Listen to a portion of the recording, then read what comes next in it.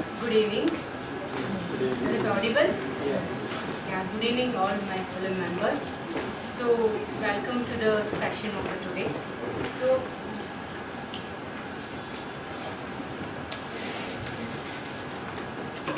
I'll escort the speakers of the day. Welcome all the chief guests to the dais. Thank you, sir.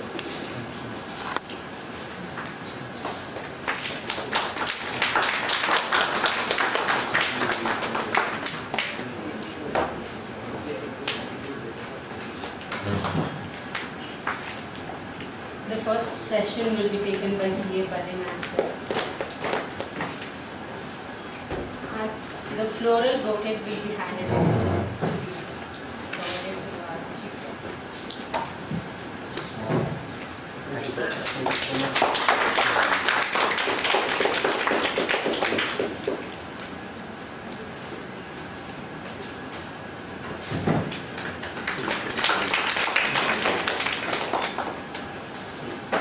The welcome address will be given by our chairman.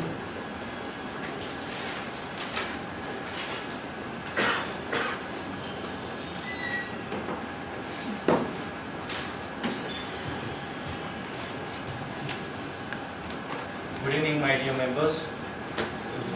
Firstly, welcome you all for this pivotal topic of direct taxes, a consideration in the evaluation of related party transaction. Firstly and foremost, I think whenever we talk about this related party transaction, we all think about our accounts and accounting standards.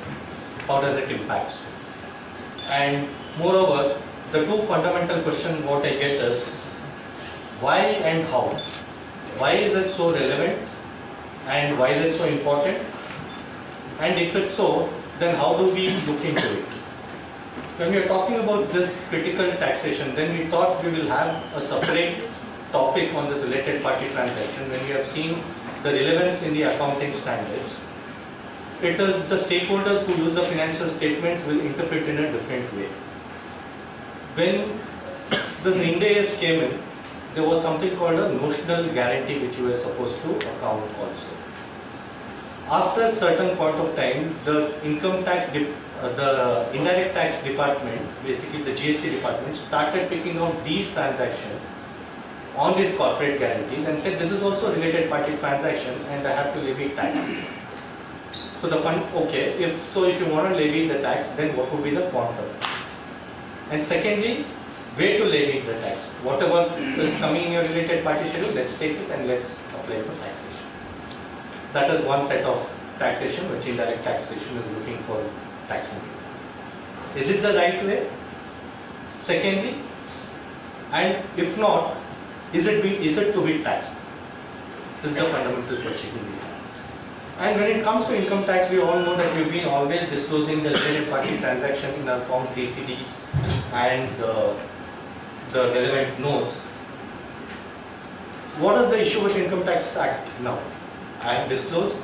Is it only the disclosure? Is my arm's length also is questioned? Then how do we keep up my documentation with that?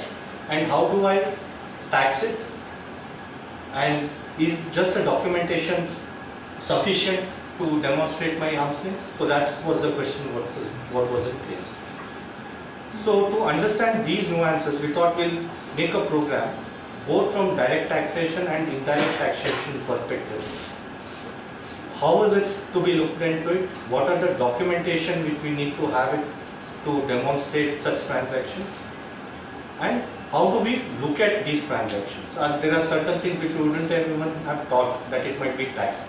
So that might probably look into it. And there was a case, I remember during my service tax days, we used to always call this reimbursement of taxes is not, reimbursement of these expenditure between the intercompany is not taxable. But later on they got that also under the ambit of services. Now in GST that is also part of services. So you need to load the GST on that as well. So the complexities has been changing. We need to keep abreast of these changes. So today I am really happy that we have both the experts in the field of direct taxation and indirect taxation, CA Badrinath sir, and welcome you sir, welcome you for this pivotal topic. And our Bharath sir, welcome. So I think we should not waste more of time and give the dais to them so that they'll take us through the entire session. And I think it's going to be a hybrid session so that we'll not miss the fun of, it's not that boring to hear only direct tax ones and indirect tax ones. So they'll be switching their seats and they'll be talking about so that you can take your mind alive, see what are the interplay you have between the direct taxation and indirect taxation with respect to this related party matters. So just welcome you all. I request our MC to introduce the speaker. Please.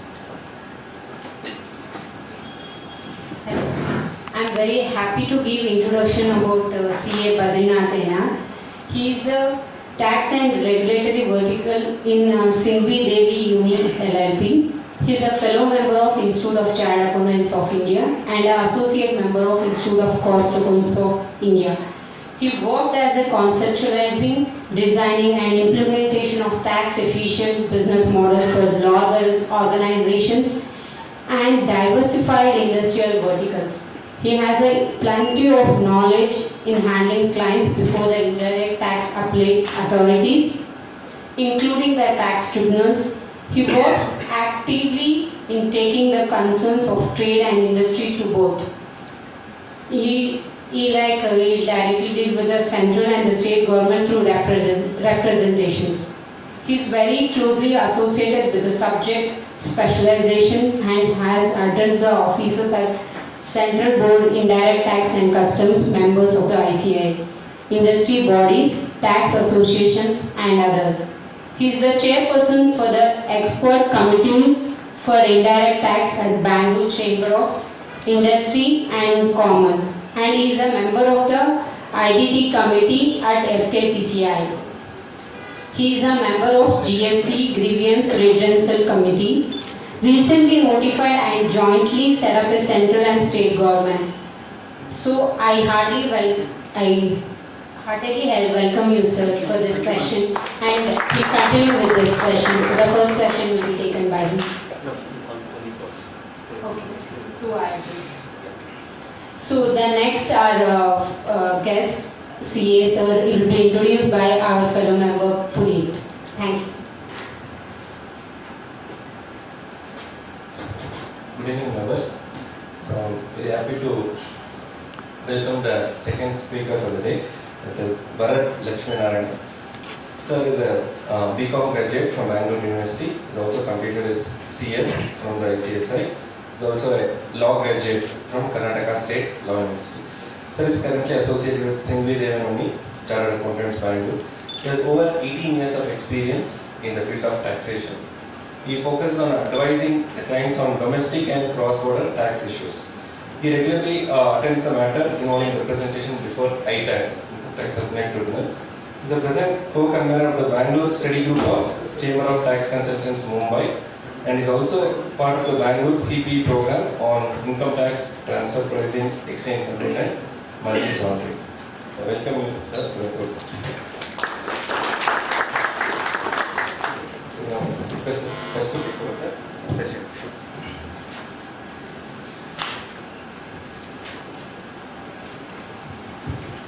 A very good evening to all of you. Thank you for those kind words for both of us. Just to give it a start, Bharath will take us through in terms of why related party, what is the impact, etc. But just to give it a start, I'll just take a minute, Bharath, before you start. Well, let's take a very simple transaction of where I'm importing some goods from a related party.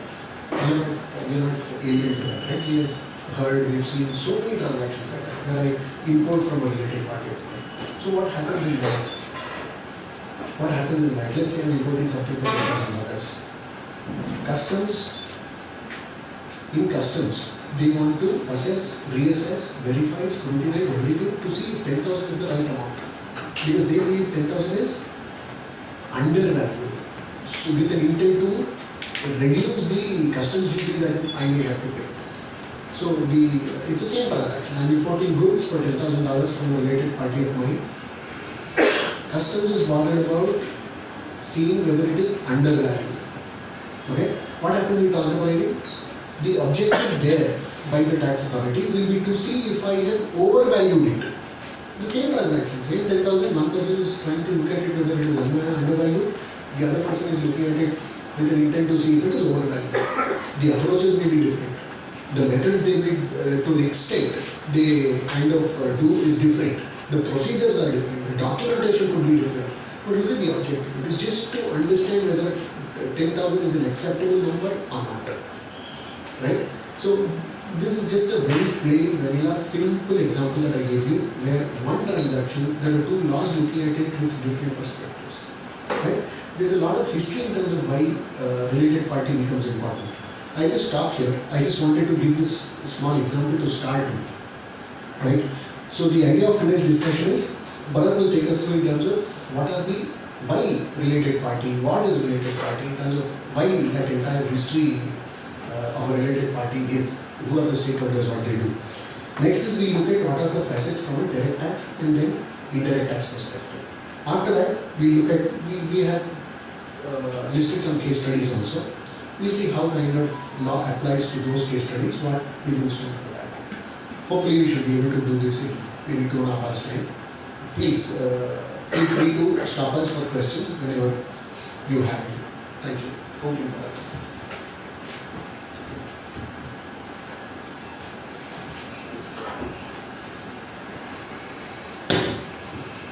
Good evening, guys. Am I audible?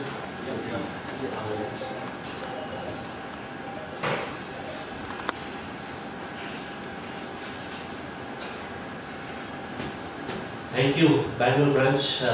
Pramod, thanks so much for having us today, both me and Badri, on an interesting format, which actually I think the credit goes to Pramod to say, Badri, why don't you take a session? And then Badri said, Bharath, let's take a session, which we always wanted to do jointly. And jointly, the only topic I think both me and Badri see eye to eye, so to say, professionally, is on related party transactions. Simply because, like Badri just mentioned, when indirect tax pulls on one side, the direct tax provisions pull on the other. That is the harmonization which we see in office also. Having said that, related party transactions, we've been familiar with those concepts, I think, since from our graduate days. And of course, as we've started the practice, that is an area which attracts our attention. It's something which curiosity pulls us in, and we inquire a lot more. Before we go into the specifics from a direct tax and indirect tax standpoint, philosophically, let's take a step back and see why is there this undue attention, or rather undue warranted attention. Right? I'll leave the judgment to you guys. Why is there this attention to related party transactions? And if you just take a step back and see, the premise for related party transactions will be universal. Right? People enter into transactions with related parties for both business reasons as well as non-business reasons. Right?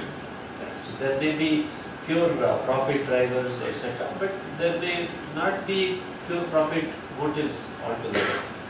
And that's why, at least philosophically, I would say, there is always an anxiety with related party transactions. So, what is that anxiety? Why is that anxiety? Alright, we just go through that. This is a broad agenda which we have for this meeting. Points 1 to 4, I will walk you guys through, and 5, Badri will step in. And 6 case studies, we will do it together, something like a juggle. So first, what is this anxiety with related party transactions? With related party transactions, the first philosophical premise which comes is that when related parties transact, they typically do not engage in the same way that third parties engage. So, as it is said, their commercial and financial relations may not be directly affected by external market forces as well. Right? The way they arrange their commercial and financial relations is very, very different vis-a-vis how two unrelated parties would engage. And that is one of the first reasons why there is curiosity, there is anxiety thereafter on related party transactions. Right? And yes, that anxiety is warranted because they will simply not be driven by a normal commercial and financial negotiations. There will be something in the subtext or in the film. There is something not fully disclosed. Right? That is how the reality pans out. Having said that, we can also not simply presume that related parties do not reflect market realities. Right? We can simply not presume, we cannot simply prejudice ourselves. Right? We cannot simply be biased to say that this is a related party transaction, therefore there will be some hanky-panky around it. That would be incorrect. Because I will give a few examples. The circumstances will be so unique, right, that something can be achieved only through a related party arrangement. Right? We will go into that a little later. And again, taking a step back, again from there, from an economic philosophy standpoint, related party transactions are seen as an unfair exercise of power. Right? Unfair exercise of power. So, if, say for example, a father and son transact, alright? Simple example, in the family, if there is a father and son transacting or a husband and wife transacting, the presumption is that the father will unduly exercise his power over the son and enter into a transaction which benefits him. Alright?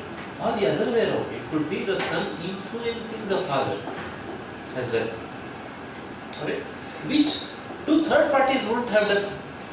If two third parties had entered into a similar transaction, the way they would have engaged would have been completely different vis-a-vis a husband and a wife or a father and a son.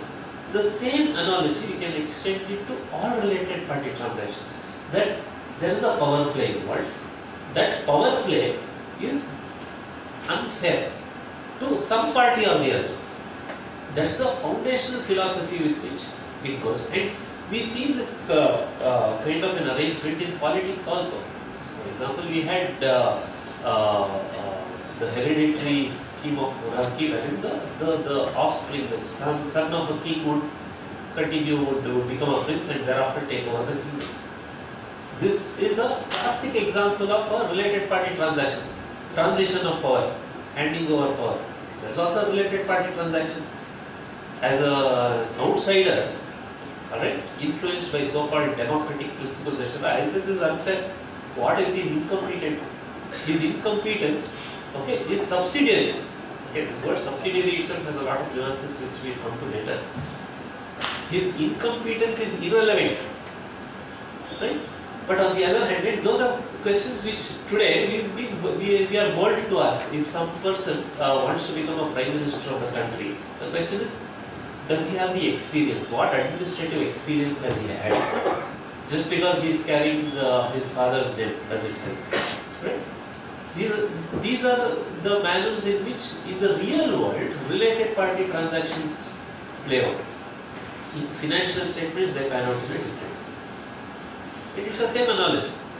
And that is why this foundational aspect of unfair exercise of power is inherent in a related party transaction. Is something for us to ponder about. Having said that, related party transactions are inherently not bad. Alright, so for example, this case of this father and son transaction, husband and wife transaction, it will not affect the larger world. Only when it affects the larger world, only when there are multiple stakeholders involved and it affects them, does a regulatory mechanism come in to address the distortions which are related party triggers. So for example, nobody interferes in the transactions between a husband and a wife. If a husband wants to gift a property for her well-being, nobody interferes. But on the other hand, when a parent company sells goods to a subsidiary, the presumption is that there will be tax avoidance. There is a presumption, right? tax avoidance affects the government. The government is a stakeholder there. Okay? In this husband and wife gift transaction, nobody is involved. Right? The government is not a stakeholder except to the extent of stamp duty. Right? But since larger consequences emanate when a parent company and a subsidiary operate, which is avoidance of tax, right? The regulatory system comes in place. Similarly, if directors of a company have knowledge of what a company, of what a listed company is going to do, right? And he buys, say, 10,000 shares in that listed company, that would tantamount to insider trading, right? SEBI laws coming. Again, see, there's a related party to the company has some insider information from which he wants to make money to the disadvantage of others. So who are the stakeholders? The stakeholders are the public. Right? Since they will be adversely affected, SEBI has introduced insider trading regulations to curb that so-called malpractice, because it creates a distortion in the free market. This is how the legal and regulatory system comes in place to address distortions, to address, like I said, unfair exercise of power. Right? And this is across laws. Wherever there are multiple stakeholders involved, wherever multiple stakeholders rather are affected because of a related party, laws. It could be financial laws, it could be economic laws, it could be non-economic laws as well. Alright? But simply because economic laws affect tangibly the larger world, you see more of regulations in the economic field and not in the non-economic field. But if you see the Succession Act, the Hindu Succession Act, let's take for example. The Hindu Succession Act governs succession. Why is there a law on succession? If we go back to Manusmriti and our Dharma Shastras, there are elaborate rules on succession. Why? Simply because there should be no unfair exercise of power. This is again in the non-economic field. So even in the non-economic field, succession is a classic example. There will be a related party transaction. The law presumes that some people will be prejudiced, and that is where a series of laws were put in place. Back from our Dharma Shastra days to the Hindu Succession Act of 1956. So that is an example of a related party, not in the economic sense. In the economic sense, of course, you have direct tax, Companies Act, SEBI law, GST. So the impact of related parties is not purely economic, it is non-economic, and the genesis is there. Right? Since we are so deep into our work, we associate related party transactions only from an economic and a tax perspective. But there is a lot of a non-tax dimension as well to it. Having said that, like I said earlier, we should simply not be biased with the related party transactions. There will be a genuine business reason for the related party transaction. Take a classic example of a US company having an Indian subsidiary to provide captive research and development support services to itself. Right? Why will the US entity want to have those services through its subsidiary and therefore a related party? The answer is simple. It wouldn't want to engage with a third party, alright, and get into a lot of hassles, so to say, operationally as well as from a delivery standpoint with a third party. It has far more control over outcomes with its own subsidiary. So, a related party transaction is driven by a genuine business need. Right? The point comes thereafter. Has that genuine business need resulted in any tax loss?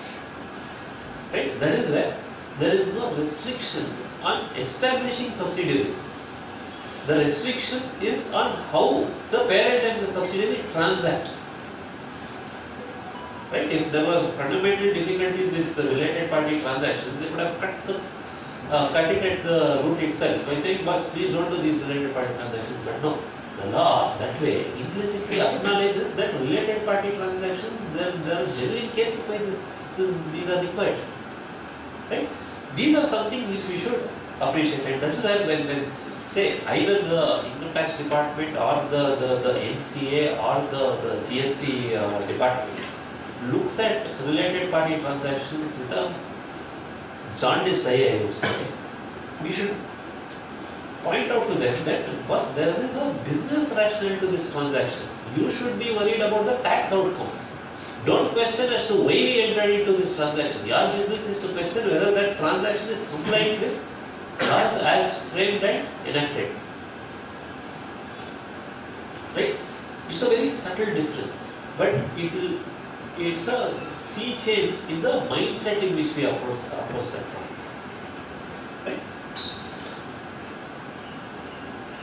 And there are some other difficulties also which will come with the related party transaction.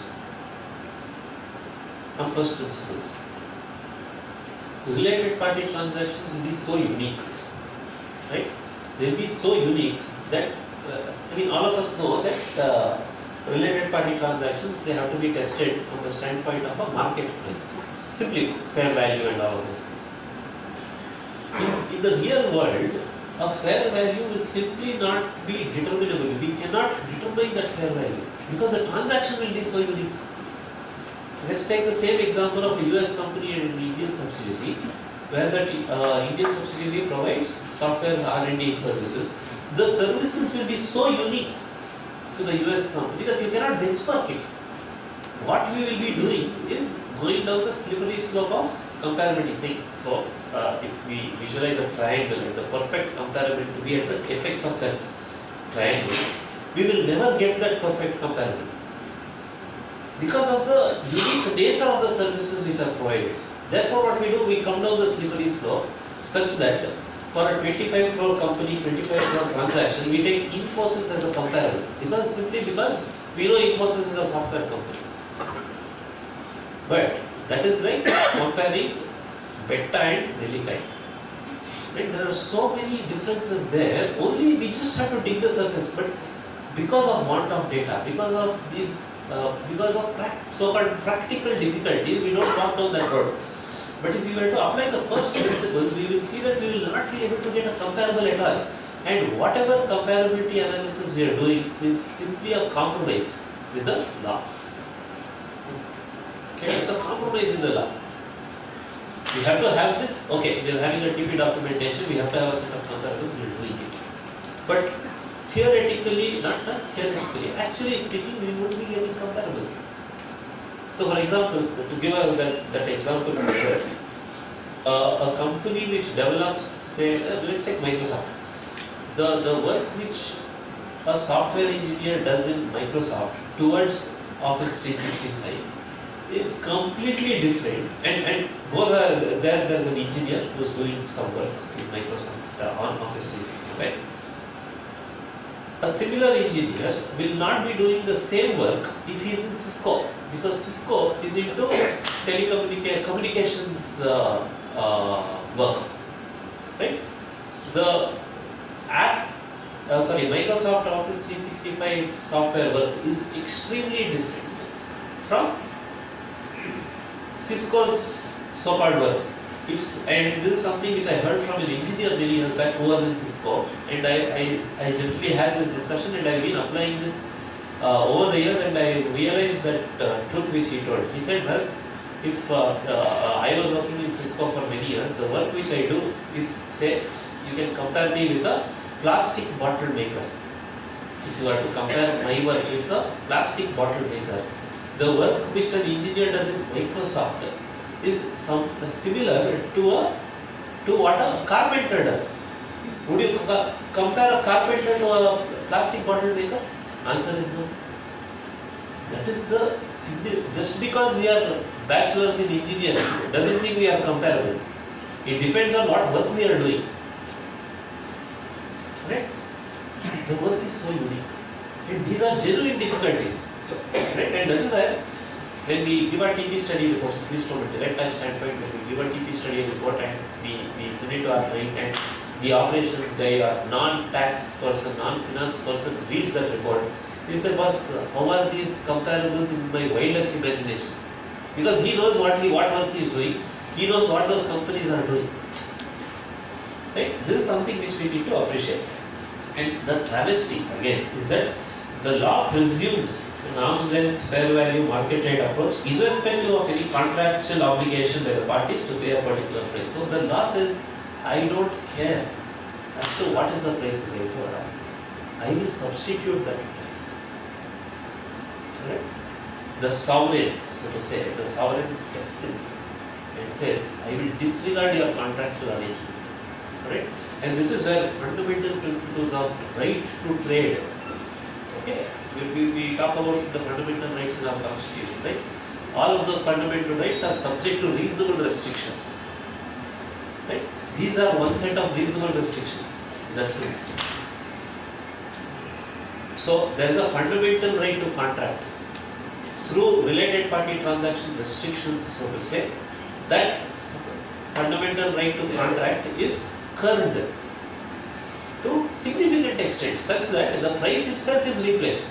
The government has the power to replace the price itself, replace the terms of the contract itself, to say and to determine that this is the price which it should be. And that is why there is a lot of, there are these, in transfer pricing litigation at least, there are fundamental grounds which are raised by advocates when they go to the High Court. Right? Advocates raise these points. Accountants and people who prepare the TP documentation will never relate to this. They will say, how can the government tell what price you need to enter into a transaction? Isn't it license Raj? These elementary questions they ask. And that is what it is. It's very elementary. Those elementary principles are modified by laws. They are curbed or restricted by laws. Alright, these are some first principles which we need to keep in mind on related party transactions. This is an aside, right? This is something which I came across when I was reading the history book. This word subsidiary, all of us know subsidiaries are one of the principal vehicles for related party transactions. This word subsidiary company and all has a fantastic history. So we've known that it's in the context of a corporate entity, etc.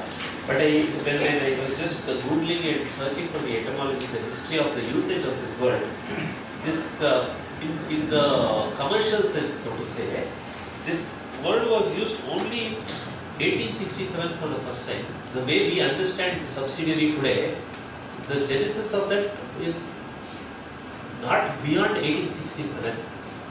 Before that, the word subsidiary was understood in a completely different way. Right? So if you see this last point here, the meaning direct pecuniary aid to private industry. So if you visualize a parent company and a subsidiary company, right? The parent company is giving a direct aid to a subsidiary company by way of an equity infusion. That is how it becomes a subsidiary. Right? If it gives more than 50% of its equity, pecuniary aid, pecuniary is monetary. That monetary aid makes it a subsidiary. Right? This was in 1867, but what was it before? Right? What was before was the word subsidiary germinates from this word subsidy. Subsidy is something which all of us have heard. The government gives a subsidy. Right? What is it? It gives a funding. I'm not sure how many of you recollect this point in history, particularly Indian history, where the British, so to say, we were taught that the British expanded their dominion in India after the 1780s until 1900 by what are called these subsidiary alliances. Has anybody heard of subsidiary alliance? Lord Wellesley, Warren Hastings, Lord Cornwallis. Point in history. Okay, subsidiary, for example, our very own Bangalore, etc., was ruled by the Wadiyars from 1799 to independence, to 1847. They were under the British pursuant to a subsidiary alliance. Okay, the Wadiyars had entered into a subsidiary alliance with the British. And what was the whole premise of a subsidiary alliance? The British would station their troops in the say Mysore, alright, and that's how the British during that period, they stationed their troops in the cantonment area, this very area. Right? For stationing those troops, the Wadayars had to pay a subsidy. Okay, every year or every month, whatever, they had to pay a particular sum of money to fund those troops, which was called a subsidy, and that is how the British termed it as a subsidiary alliance. There is an alliance. The alliance is of a subsidy. The British will fund the troops. The British will give their troops. The princely states would pay a subsidy, and that's how the subsidiary alliance came in. The Marathas were subdued by the subsidiary alliance. The Nawabs of Oudh, Bengal, etc. were brought in by the subsidiary alliance. The Rajputs in Rajputana were brought in by the subsidiary alliance. Thereafter come the doctrine of lapse. Our Kittur Rani and all of those days, they came under the doctrine of lapse. That is again a fantastic, there's a fantastic legal side to doctrine of lapse. This is the legal side to the subsidiary alliance. So until 1867, the word subsidiary was used in the context of this kind of a funding and receipt of something. Right, today, we don't even remember that, we don't even know that this was the backdrop to the word subsidiary. This is how things have evolved. I just wanted to bring it as an aside. And again, if you see, all of these things go back to, I was discussing with Badri, that all of these things go back to instruments of war. That is how this word came up. The word subsidiary was an outcome of an instrument of war, instrument of expansion, instrument of unfair exercise of power again. Right? The British, we know today, they unfairly exercised their power, correct, to bring India under their domain. Right? Finally, it comes back to that philosophy. With that, we touched upon these non-tax facets of related party transactions. And like I said earlier, in primarily, there are a lot of restrictions on related party transactions, typically in corporate setups. You will not find so many restrictions in the non-corporate setup. Take a step back and visualize. Only with corporate entities do we have these related party transaction laws. Right? Higher the stakeholders, higher the restrictions. So, for example, we had related party disclosures under the Companies Act and 56 and 2013. Then there is multiple regulations under the SEBI law. Right? All of these apply primarily to corporate entities. If you just take a step back and see whether these laws apply to non-individual and non-corporate entities, apart from tax laws, no. Income tax and GST, if you exclude them, and of course Succession Act, which I said applies only to individuals, nothing like it. Right? Transactions between individual relatives, again, income tax and GST. Apart from that, nobody is bothered. Right? That is where these come, the underlying philosophy of that unfair exercise of power comes in. With that backdrop, I think we'll just jump into understanding various provisions of the income tax which deal with related party transactions. This is just a refresher, so to say, right? Which we finally want to see how it gets played out in our case studies. So this is a refresher for those case studies, so to say. One of the most, the way I visualize all of this is I started with section 1, the income tax. I think it's there. In section 2, which are the provisions which deal with related party transactions, deemed dividends, 222E. There, a loan from a company to a related party as specified in 222E will be regarded as a dividend and tax. This is the whole dimension of recharacterization. Because of a related party relationship, there is a recharacterization of the transaction. Right? If you take this point which I mentioned earlier, that we have the freedom to contract. Right? There is a fundamental freedom to carry on trade, which also entails a freedom to contract. But then, because of deemed dividend provisions, a related party loan gets recharacterized into a dividend and it is subject to tax. Okay. That is where it's a deemed dividend, the deeming fiction. You've heard enough about deeming fiction. This is dividend deemed only for this particular purpose. Otherwise, that loan is respected as it is. You can charge interest, etc. But when that loan is given, it is regarded as a dividend. Right? Very peculiar to related parties. It is not there with unrelated parties. Right? Peculiar feature.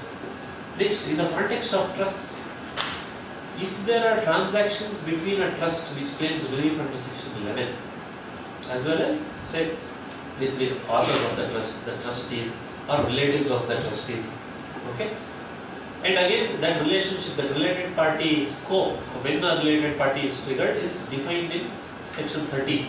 And it says if there are transactions with these parties, it should virtually, as we would colloquially call it, be comparable to a market price. And what are the choice words which are used in that section?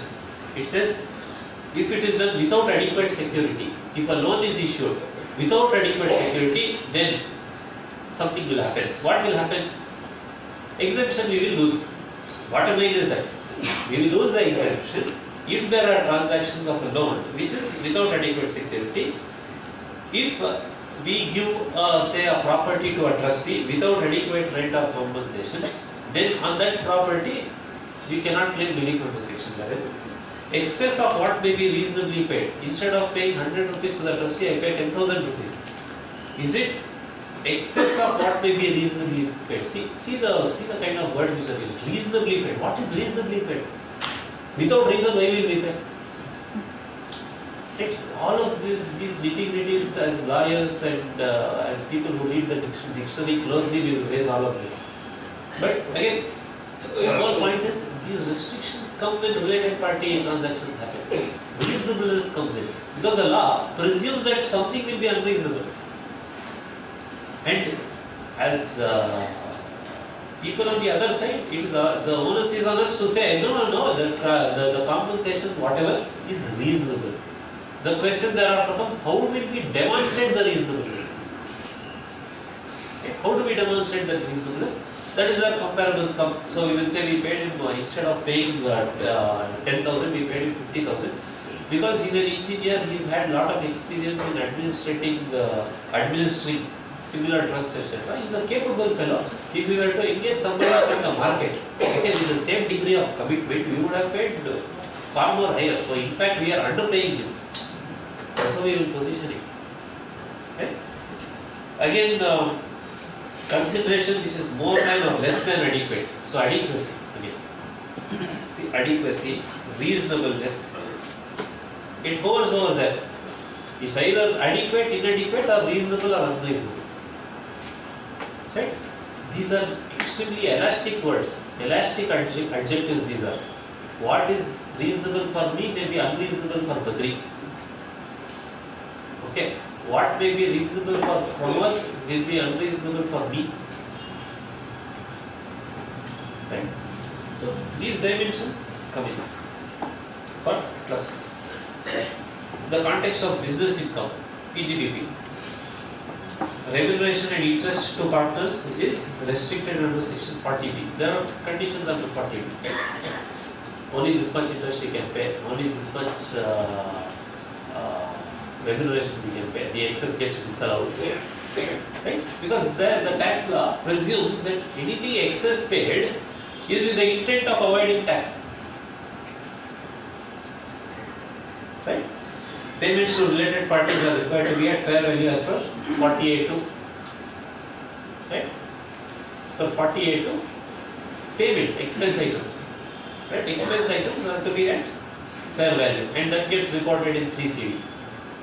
Right? To the extent the expenses are to parties outside India, it also gets reflected in the transfer pricing form 3CD. Right? Else it sticks only to the 3CD. And on 48.2 there has been a little bit of litigation. Sorry, we will come to that later. We will talk that from later. Then capital gains. Very interesting. Elsewhere, if you see the scheme, elsewhere something is sought to be taxed because it is a related party transaction. In section 47, it exempts certain related party transactions from tax. Right?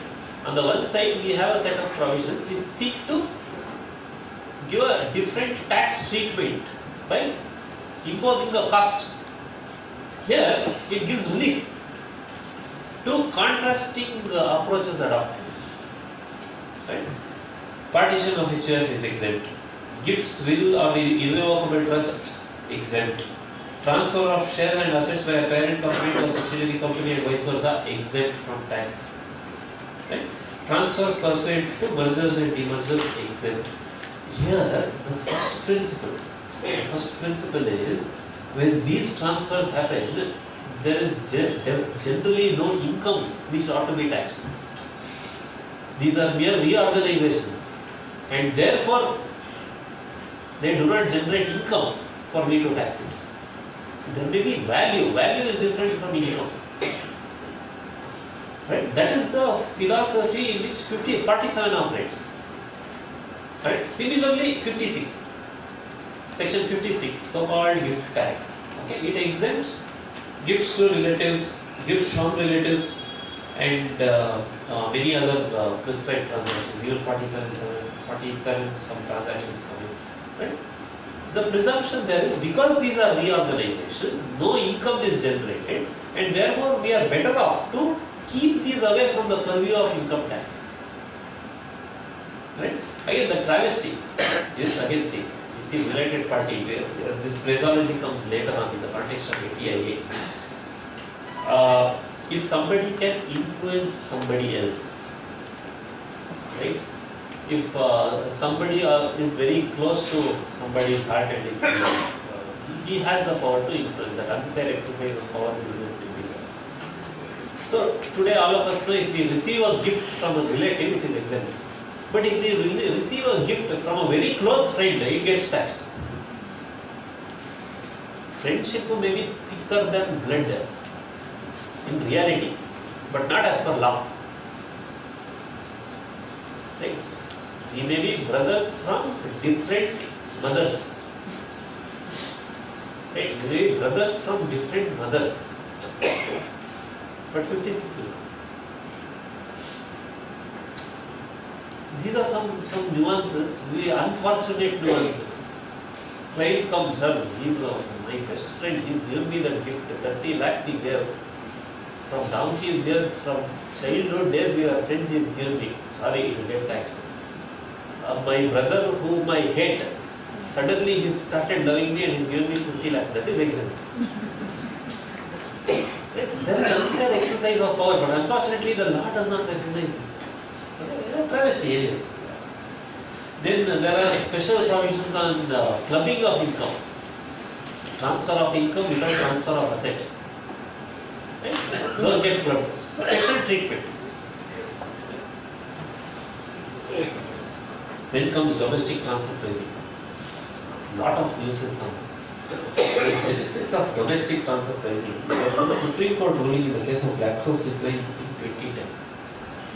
So there, the plea of there was a domestic sale between related parties.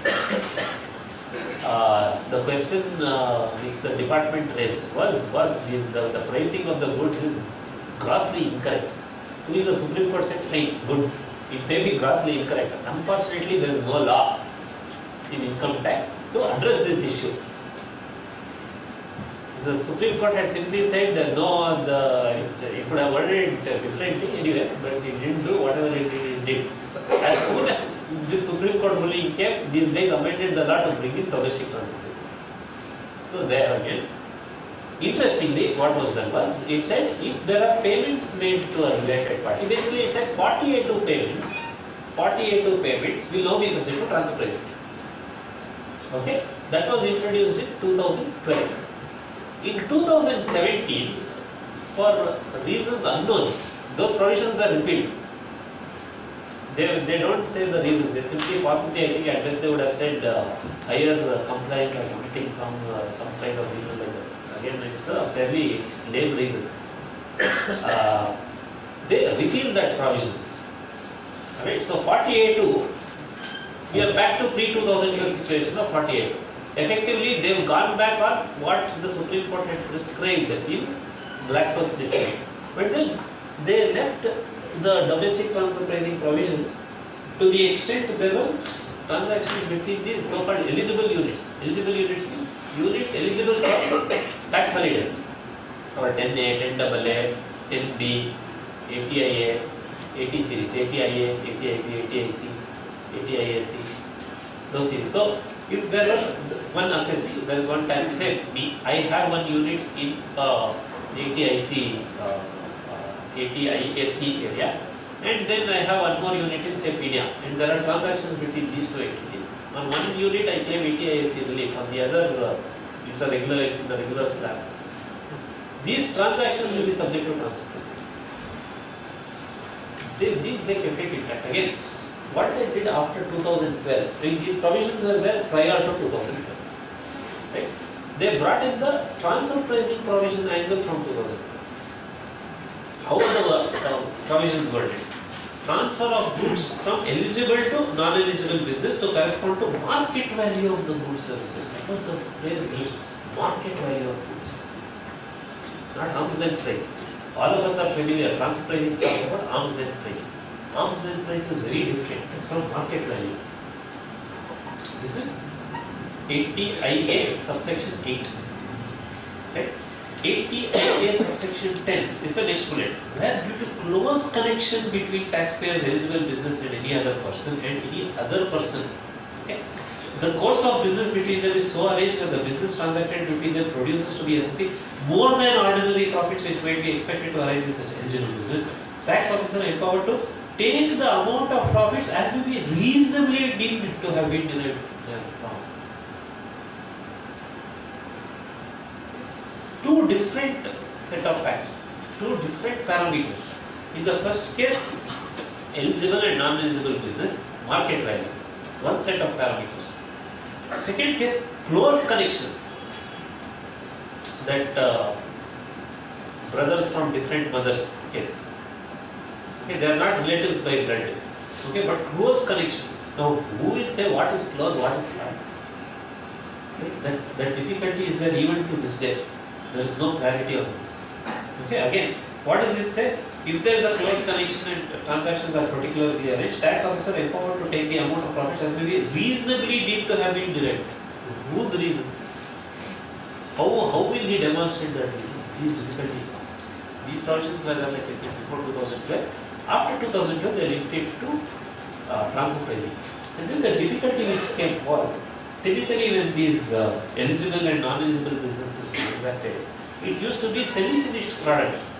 So in an eligible unit, a product, say for example this mic, the basic machining etc. was done in the eligible unit, and the finishing and thereafter the sale was done from the the machining was done in the non-eligible unit, say in PDA for example, the finishing was done in the eligible unit and sold. Okay, and what does it say? It should correspond to market value. For only machining, how will you determine the market value? This was a big challenge. This continues to be a big challenge. Okay, so this is the point which I mentioned when I started off, that there will be genuine difficulty in pricing of these products because they will be so unique. Principally, they will be extremely unique. Right? Like I said, whatever we do thereafter is a mere compromise. Compromise to comply with law. We will bring in Infosys as a comparable, Wipro as a comparable, Mindtree as a comparable. Right? Those are provisions on domestic transfer pricing. Thereafter, cross-border transfer pricing, all of us are fairly quite familiar. Any income expense arising from an international transaction will be computed having regard to the arm's length price. Right? Please see here in the so-called charging provisions of this missionary section. So-called charging provisions of this missionary section. Income expense arising from an international transaction. This related party flavor is not there in the charging provision at all. It comes when they define what is international transaction. International transaction involves transactions between associated enterprises, and thereafter there is a laundry list of relationships which the law says These are the related party transactions which I want to regulate under the purview of transfer pricing. And thereafter we are fairly familiar, we have those 6 methods to determine the arm's length price. Right? And again here, if you see the parameters on which the related party relationship is triggered, it is participation in management control of capital, and that is again specified as 26%, 90% of purchases, dependence on the IP. Right? There are various objective parameters to a set of subjective principles. Participation in management control and capital. So, what is the degree of participation? 10%, 12%, 25.2% is not participation in management. 26% is. Right? 25.2% is not participation in management, but 26% is. 26.01 is. Those are dark lines which are laid out good. Right? But again, the question comes, will there be participation in management control of capital beyond those objective parameters in 92A subsection? There could be. There could be. So, if I supply services only to one customer, such that that customer has influence over me in the way I operate, would that not trigger a related party relationship? The law says no, not really, because I am more bothered about management control of capital, to which my response will be, aren't they controlling me? It becomes a little iffy. But good, the law is clear that they won't trigger. Good for us. Right? So these are fairly subjective areas, but again, something to ponder about when we go back to the first principles of RPTs. And then, yeah, like I mentioned, 6 methods. CUP, resale price, cost plus profit split, TNMM, and our favorite other method. Okay, so these nuances, the method of computation, then there is enough material. Interestingly, only in transfer pricing, in the transfer pricing provisions, are detailed methods prescribed to compute this so-called comparable price. If you see the other provisions which you went through, deep dividend, trust taxation, 40A to 40B, right? There was no methodology prescribed. Section 11, 13, use adequate. Some fellows say market price, right? Very tricky choice of words. But here there are 6 methods prescribed. Right? Only transfer pricing. That's why transfer pricing, unique set of provisions, special treatment. Because the premise again, like the OECD tells extensively in its guidelines, is that MNEs engage in base erosion and profit shifting, and transfer pricing is the most popular tool of all. Therefore, there should be elaborate guidelines on transfer pricing. This the OECD had told way back in 1979. And that's it. The genesis of all of these methods goes back to the OECD because it's a global practice. Unfortunately, 40A2 could be a global practice, but there is nothing carved in stone, unlike transfer pricing. Transfer pricing in OECD carved it in stone in 1979, and that's why we have these methods. Right? So those were the thoughts on income tax. Just a second, please.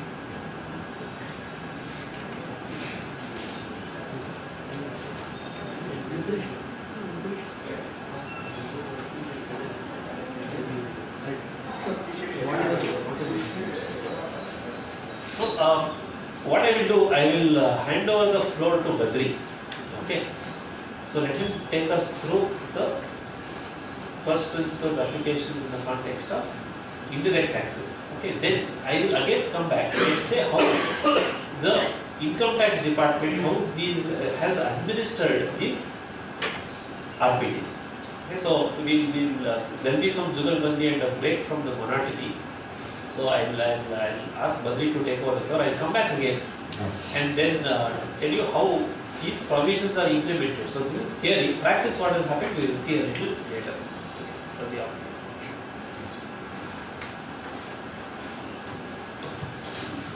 A very good evening to all of you once again.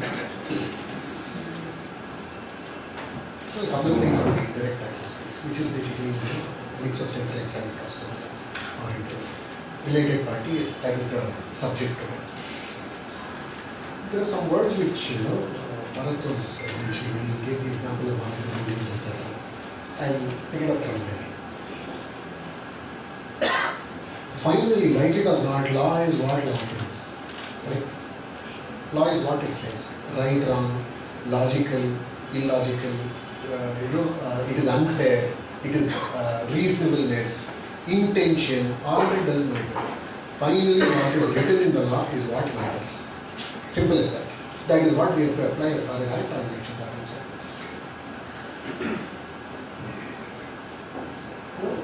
This goes back to 1980s, I suppose. 73 ELT. In Supreme Court 3-member bench in polyurethane case, whatever the matter was, the council argued saying this is not the intention of the lawmaker. Right? The council argued saying this is not the intention of the lawmaker, this is what is the intention, therefore the interpretation is to be like this. The court said, look, how do you know what the intention of the lawmaker was? How do you know? Intention, what was in his mind when he drafted, possibly asking him after 1 week, he will also not know. So whereas we are going to debate after 20 years, right? So these words, reasonableness, what is reasonable?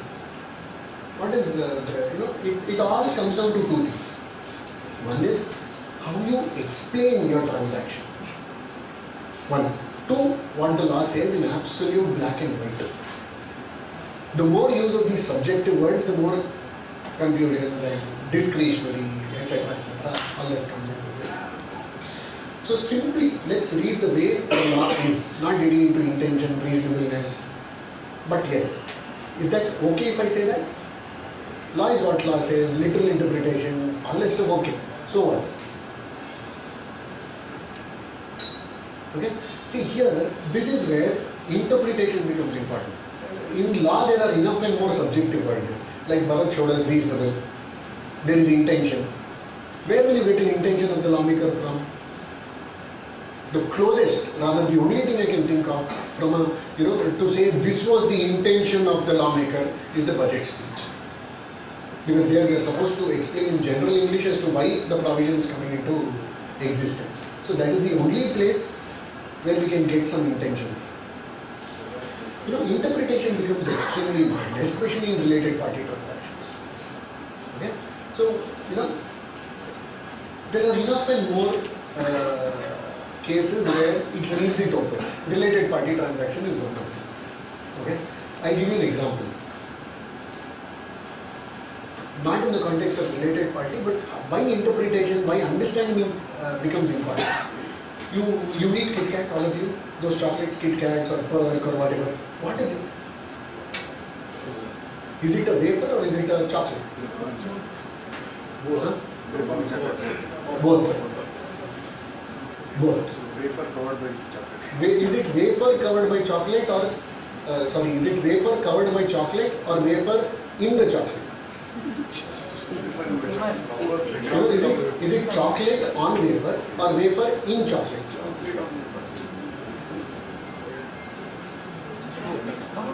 It doesn't matter today. Both are liable to a 28% tax as far as GST is concerned. But go back for 30 years.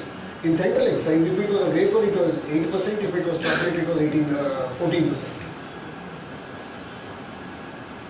Okay. In GST also, let me give you an example in the current auction. I buy this watch, Titan. What is it called? Watch. How will you classify the product? Watch. Interpretation. If I go to Tanishq and buy, you will call it jewelry or you will call it watch? If you call it jewelry, it is, what is the rate on GST? 3%. If I call it watch? 18%. None. So what do you classify it as? Right? So basically, whenever we are trying to get into this, I take it from what Bharath said. It is not compare two engineers just because they are bachelors of engineering.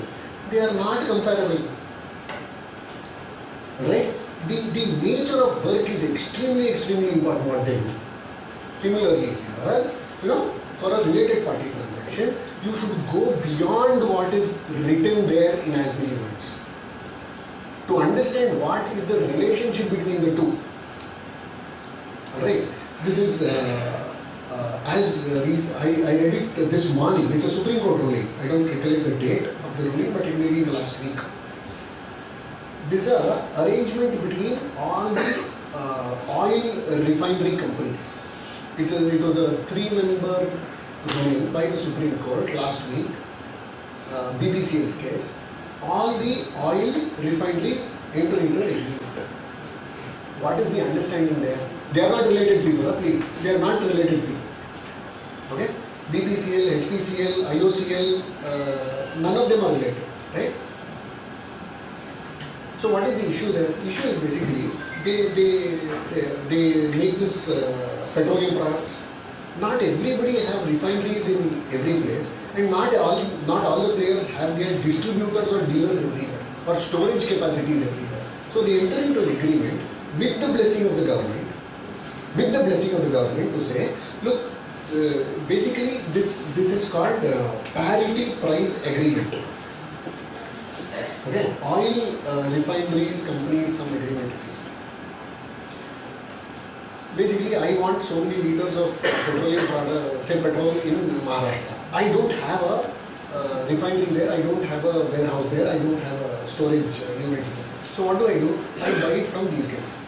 I buy it from one of the other oil refinery companies who has storage there. Right? So what happens? It is not related party. It's not related party. Okay?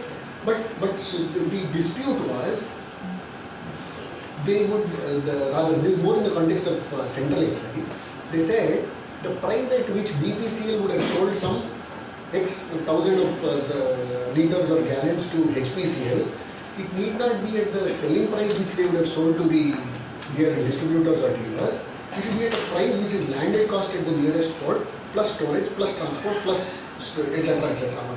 So it is more like a cost plus arrangement. Okay. So the dispute here was whether the price is the sole consideration for sale or no. Okay. I'll come to this example a little later. But what I'm trying to say here is just to put it in context. In a related party transaction, you should go beyond what is visible. Here, unrelated parties, it's a perfect commercial transaction, no scope for love and affection, there is no gift there, it's a pure commercial transaction. They said, look, the transaction value is not acceptable. Why? For whatever reasons. So, in an unrelated party, so just imagine if it were a related party, what is the depth in which the analysis has to be? Okay? I'll come to that also. Before we get into how what are the aspects that we need to keep in mind as far as customs and central GST is concerned, why should we understand what is related party transactions as far as GST is concerned? That is the crux of our discussion. So, way back in before 2005, because that's when export of service rules came. There was a definition for export of services in the service tax rules, which was half a page. Right? The point was, why should I read that? Why should I know what is export of service? Why should I know? Huh? It was tax exempt. It was? Tax exempt. It was exempt, correct? Absolutely. It was supposed to be tax exempt. But there was no provision which says on export of service you don't have to pay tax. So why should I understand what is export of service? Very nice to know. Export, it has an half a page definition, etc. etc. But why? What is the purpose? There are some 8 or 9 reasons why we should understand related party transactions. Customs and GST. There are 4 important expressions that we should keep in mind. Related party, the definition is explanation to section 15 of the CGST law. Distinct persons, section 25. What is distinct persons? Related party, okay, we know, holding subsidiary, group companies, where one is exercising control over the other, directly or indirectly, wholly or partly, all that makes it related party. Distinct persons means what? multiple registrations, multiple GSTINs under a single PAN, under a single person. A person is a company, a company is a person, a firm is a person, an LLP is a person. They have multiple branches in India. They have multiple offices. They have one which is an SEZ, one which is a non-SEZ within the same state. All these need to have separate GST registrations as far as GST law is concerned. You have a separate GSTIN for Maharashtra, separate for Himachal Pradesh, separate for Kerala, separate for Karnataka. They are all different persons as far as GST is concerned. They are not related. They are distinct persons. Alright? So distinct and related go, in a lot of times they go together as far as GST is concerned. Associated enterprise. This is one of the latest additions as far as GST is concerned. While they say that you go back to 92A of the Income Tax Act, there is a word called associated enterprise in GST also, not just income tax. Interconnected undertaking. This is more from a customs point of view. Right? So we have these aspects. So, very importantly, the definition of a related party, the common thread that we are talking about today for 3 hours is related party transactions. Right? Is the meaning of related party same across laws? No, it is not. No, it is not. What is a classic example of a difference? Holding and subsidiary, joint venture, they are related. Whether you take income tax or extended income tax, which is transfer pricing, or GST, they are all related. Customs, they are related. So what can possibly be a difference between these laws where these two people are related under this law but not under another law? What can possibly be an example? Employer and employee. They are related as far as GST is concerned. Doesn't matter for customs. Doesn't matter as far as income tax is concerned also. They are not related as far as those laws are concerned. But as far as GST is concerned, employer and employee are related. Okay? Bharath gave an example of exercising control, etc. So he said, he gave an example, if it is 25 percentage, it is not related. If it touches 26, it becomes related. Need not be the case in customs, need not be in GST. There is a person who is managing director in 2 companies. They can be. That makes them related as far as GST is concerned. Okay? There is a common shareholder for 2 companies. That becomes related across the laws. Okay? This goes back to central excise. There was a company which was manufacturing these poles, electric poles, cement, concrete, those poles. 100% of the manufacture was being sold to Andhra Pradesh State Electricity Board, APSEB, those days, by that company. Does that make them related? Does that make them related? No, not under central excise. Quite possible they become related as far as GST is concerned. Quite possible. They can. Because they are able to influence my operations. They are able to exercise, right, wrong does not matter. They are able to exercise control. That can make them related as far as GST is concerned. So please understand, I come across a lot of discussions where we say, they are related persons. First is, under which law are they related? Because it need not be that they continue to be related under that other law also. Okay? We'll take one at a time. Why is this relevant as far as GST is concerned? What is the significance? What is the reason why we should understand what related parties are? Okay? Consideration is not essential, even then it will become a supply. Schedule 1, Entry 2 of the CGST law. What does it say? If there is a supply of goods or services or both, etc., between 2 related parties, even without consideration, 7 bracket 2, supply section 7 bracket 2, read with Entry 2 of Schedule 1, it says it is a supply, which means there is no consideration between 2 related parties. But for the purpose of GST, it is deemed as a supply, you should give it a value, you should pay tax on that. Okay? You understand? There is really no transaction. or there may be. It is free of charge. Free of charge. Okay.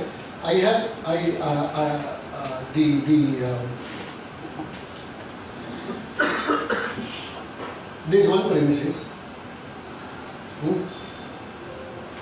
which is this, say 4 or 5, how many floors this building has. It is taken on rent by ICI. Okay? It is taken on rent or it owns or anything. For our discussion, let's assume it is on rent, which is taken by ICI, Bangalore branch of SIRC of ICAI. It gives a space to Institute of Internal Auditors to work out of this free of charge. Is that liable to GST? Free of charge. Free of charge. No, it is not, because the two institutes are not related to each other. What I am trying to say is, it is not that because there is no consideration, every transaction you should deem a value and pay GST. It is not so. It should be between related persons or between distinct entities. Only then, in the absence of a consideration also, it becomes taxable.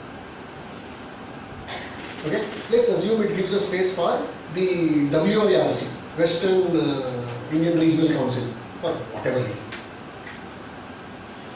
They are related parties because they finally go into ICI.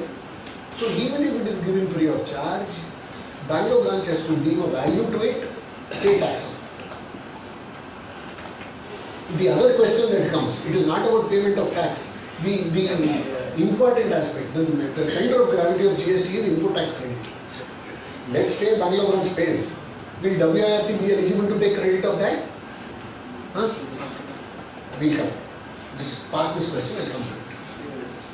Okay? Absolutely, yeah. The answer is yes, but I'll explain that. They'll be able to take credit. Okay? But please understand, it is not that every transaction where there is no consideration, you have to deem a value to it and pay GST on that. It is only when it is between related parties. Alright? The next one. Why is our related party transactions important? Because arm's length pricing is to be tested. So the first one is, the first bullet we spoke about is where it is without consideration. Second is there is consideration. There is consideration. Alright? But then that is not accepted. Prima facie, on face value, on the face of it, it is not accepted. Because the underlying belief is the relationship has influenced the price.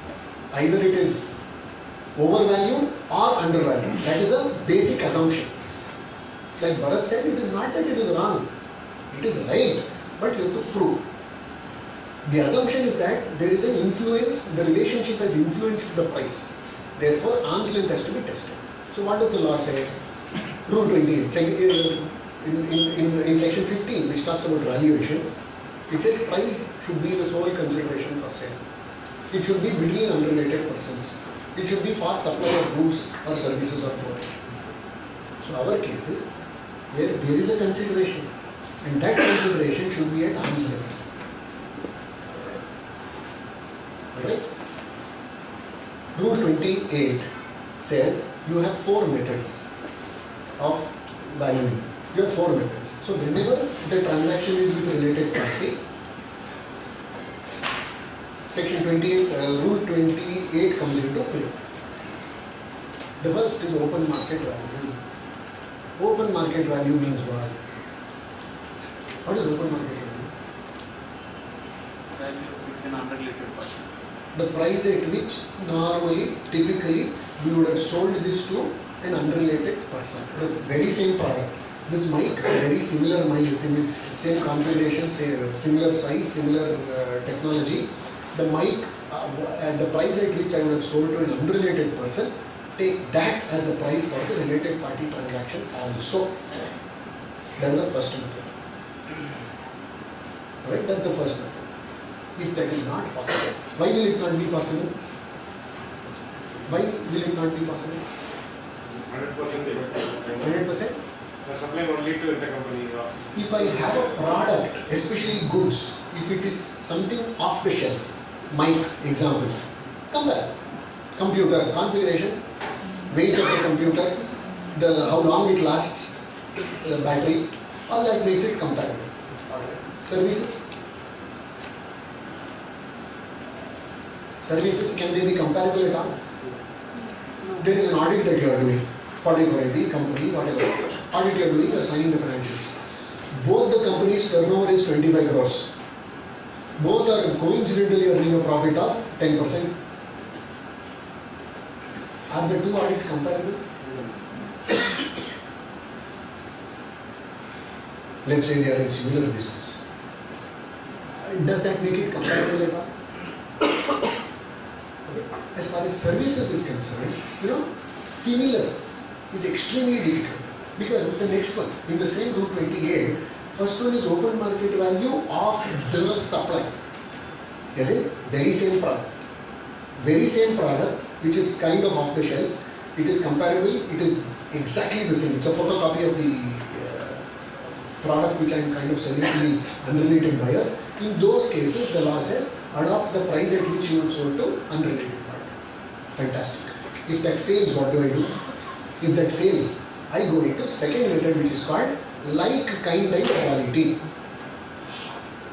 The price at which or goods or services or both of like, kind and quality I am selling to an unrelated person, take that.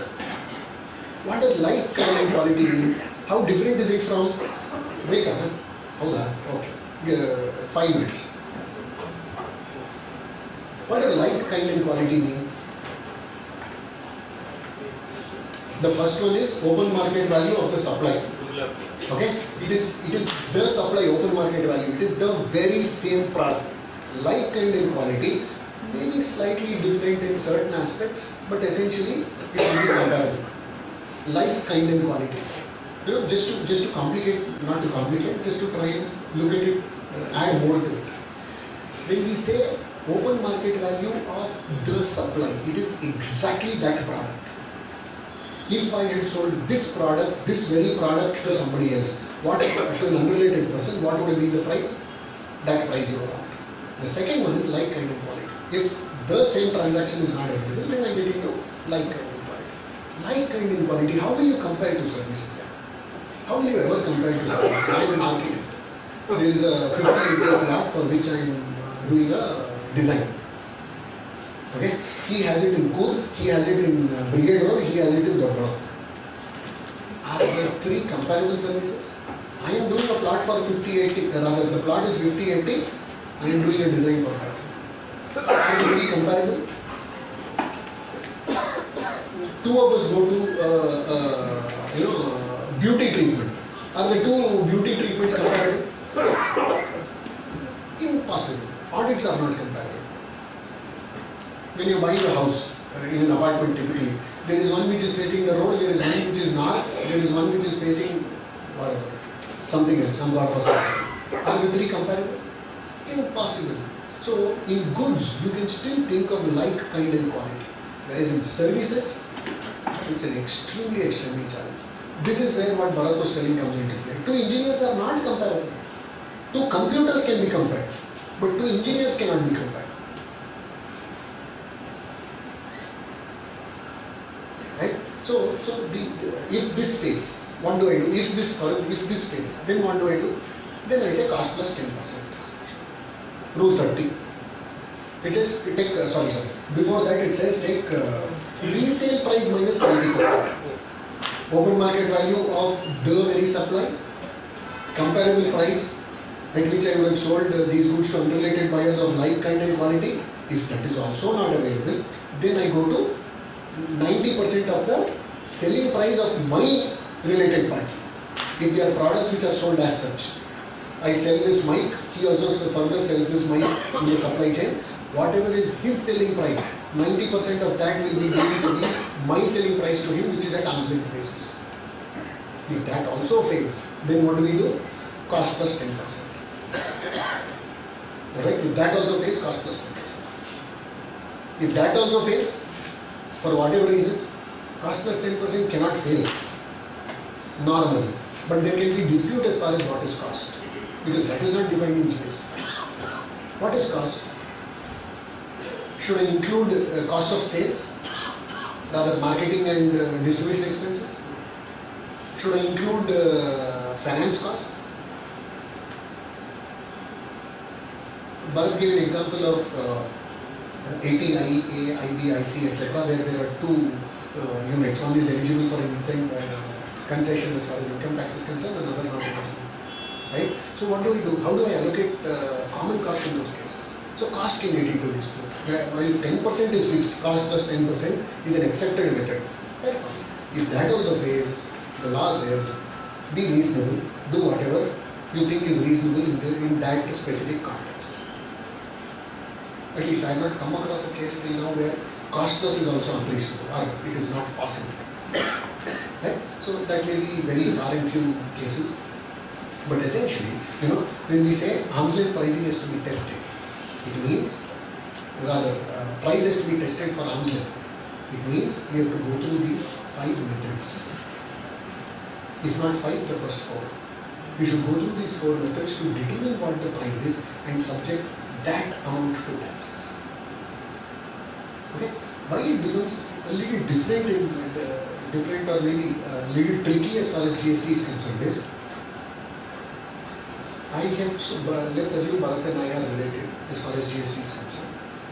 I am selling a product to him at 10,000 rupees. Government says it is, we come out with this rule 28, we say no, it should not be 10,000, it is 11,000. 11,000. But as far as my books of accounts are concerned, as far as my commercial recording of the transaction is concerned, my financials are concerned, it will be 10,000 only. Just because I have to pay GST on 11, I am not going to change the selling price to 11. It goes back to the fundamental which Bharath told. Because who is the government to tell me at what price I should transact? They are interfering in my business. Right? So, government is very clear. They are not trying to tell you, you execute the transaction at 11,000. You continue to execute the transaction at 10, but pay tax on 11. It is like what happens in respect of, real estate, immovable property registrations.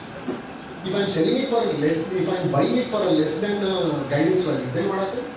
Value will remain same. For the purpose of stamp duty payment, it is at a different number. Just because it has to be valued at 2 crores there, it doesn't mean I will pay 2 crores to my seller. I will still pay 1.5 crores only. Similar here. So what happens as far as my books of accounts are concerned in this case? You understand my point? Your invoice is 10,000. Your turnover is 10,000. Alright? In the invoice, the tax amount is 1,800. Whereas in GSTR 1, it is 11,000 into 18%, which is 980 or 1,090, whatever. You understood the difference? It is one part of it to say that do this as far as law is concerned. But it should finally allow me to report the transaction accordingly, and if there is a benefit of input tax credit, the recipient should not be denied of that. So what do I do in this case? It's a glaring disconnect between my financials and GSTR 1. So it will come in your 5O and all that stuff as far as your 990s are concerned. Alright, so what? I will pay 1,980 as tax. Will the recipient, who is my related party, Bharath in this case, will he be eligible for 1,980 credit or he should take only 1,800? If you take 1,800, then 180 is bonus to the government, bumper. Right? It is bonus to the government. Why? Now you say I am eligible for credit because you are eligible. We are eligible for credit. Bharath is eligible to take 1,980 credit. But document doesn't support that. You understand? What is one of the conditions? Huh? I should have an invoice, a valid invoice. So will you call this a valid invoice? Second, one of the other conditions, 16(2)(c, it says I should pay within 180 days. That is one of the subsequent threats where we see. That condition of payment within 180 days not applicable for deemed supplies. That comes from Rule 37. Rule 37 specifically says in respect of related parties and distinct persons. Right? It may not be a supply. You may do it without consideration. which means I don't have to pay consideration, but I have to pay GST. So in those cases, they say this 180 days condition doesn't apply. So there is a rule 37 which says 180 days doesn't apply. The recipient, which is Bharath in this case, is still eligible for the credit. But what is the language used there? What is the language used there? It goes back to Schedule 1 Entry 2. Schedule 1 Entry 2 is what? What does the schedule start with? Where transactions are executed or supplies are done, whatever, without consideration. Alright? Without consideration. Now there is a difference between without consideration and without adequate consideration. I don't want to complicate your lives, but reality. It's a reality check. Understand? It's a stock transfer. I transferred goods from my branch, from my factory in Bangalore to a warehouse in Punjab. Is it a supply? Is it a sale? It is not a sale, it's my own branch. I cannot sell to myself. Two people are mandatory for me to sell. It is I, me and myself. Only one person. So it's not a sale. But still have to pay GST. Because it's a supply, it is a deemed supply. Distinct person, transfer of ownership, etc. without consideration, Schedule 1, Entry 2, it is liable to GST. So I pay. Now I have to issue an invoice, I have issued an invoice. Have I paid for that? No, branch will not pay. Even if you want to pay, it is a transfer from same account, from one account to the very same account. Because I have centralized it. Alright.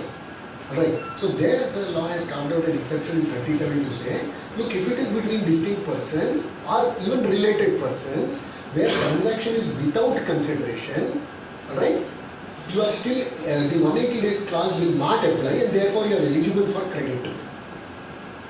Okay, my point is not that. My point, okay, if I did a free of charge supply to a related party, it is a deemed supply, the first bullet that we spoke about, it is liable to GST, okay, I paid GST. The other bullet where he says 180 days not applicable, no problem, so Bharath will take a credit. Right? But my case is what? What is the case? It's a 10,000 transaction, but government says 10,000 is inappropriate, not good value, not an appropriate value, it is 11, so you pay tax on 11. Your invoice will continue at 10, your financials, which all of us will sit and audit, will also say 10,000 and we will sign it off saying it is correct. GST is paid on 11,000, which is 1,980. Alright, so how will you account for this? Debit my related party 11,800, credit sales 10,000, alright, credit GST payable, output tax 1,800, but actually I am paying 1,880. So what is the entry for 180? Additional tax. Huh? Additional tax. Additional? Tax. What is the entry? Recent tax. Description narration, okay. Debit. What is entry? You will credit GST payable. You will credit GST payable. What will you debit? Expense, recent expense. Recent tax. Output GST, actual amount what I have to pay. Correct. So when I raise the invoice, it is 10,000, 1,800 and 11,800. I passed an entry for that. So how much is my credit current liability of GST payable? 1,800. 1,800. But how much am I supposed to pay? 1,980. 1,980 only I will credit sir to GST payable. So what will you debit? Double entry system of accounting. Customer will.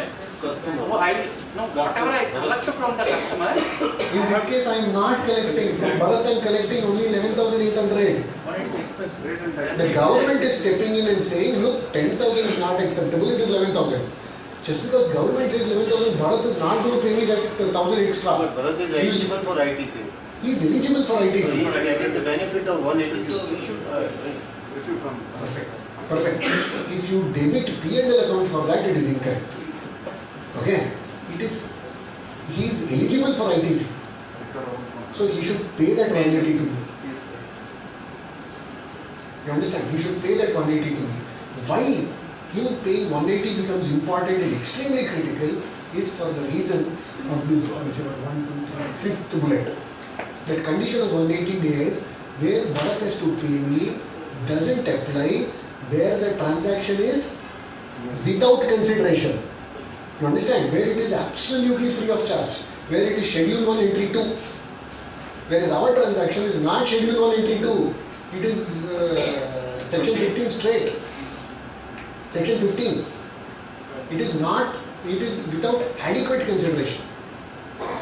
The reason why I took this example is to explain what is the difference between without consideration and without adequate consideration.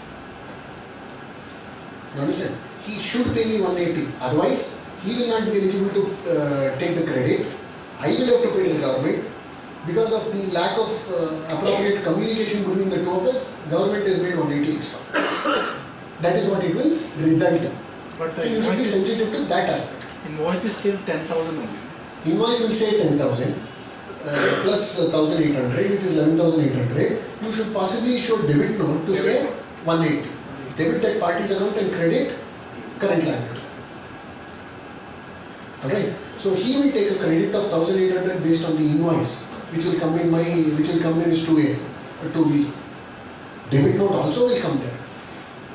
Based on that, he will take a credit of the complete amount of 1,980. See, because I've seen discussions, especially in this aspect, where we say, no, related party, he doesn't have to pay, he can still take the credit. I don't understand. That no, he doesn't have to pay is only for FOC transactions. Not undervalued. Undervalued is a wrong word, but for our discussion, where the transaction is undervalued, no, I don't have to pay, doesn't have to pay.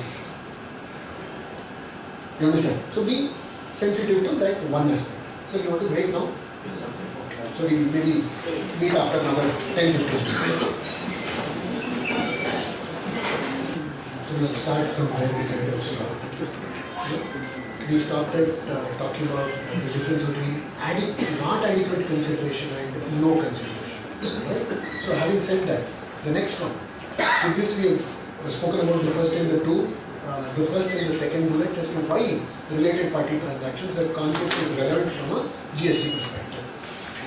The third reason why it is important is that the time of supply in respect of services has an exception when it comes to supply of services or receipt of services between two related parties.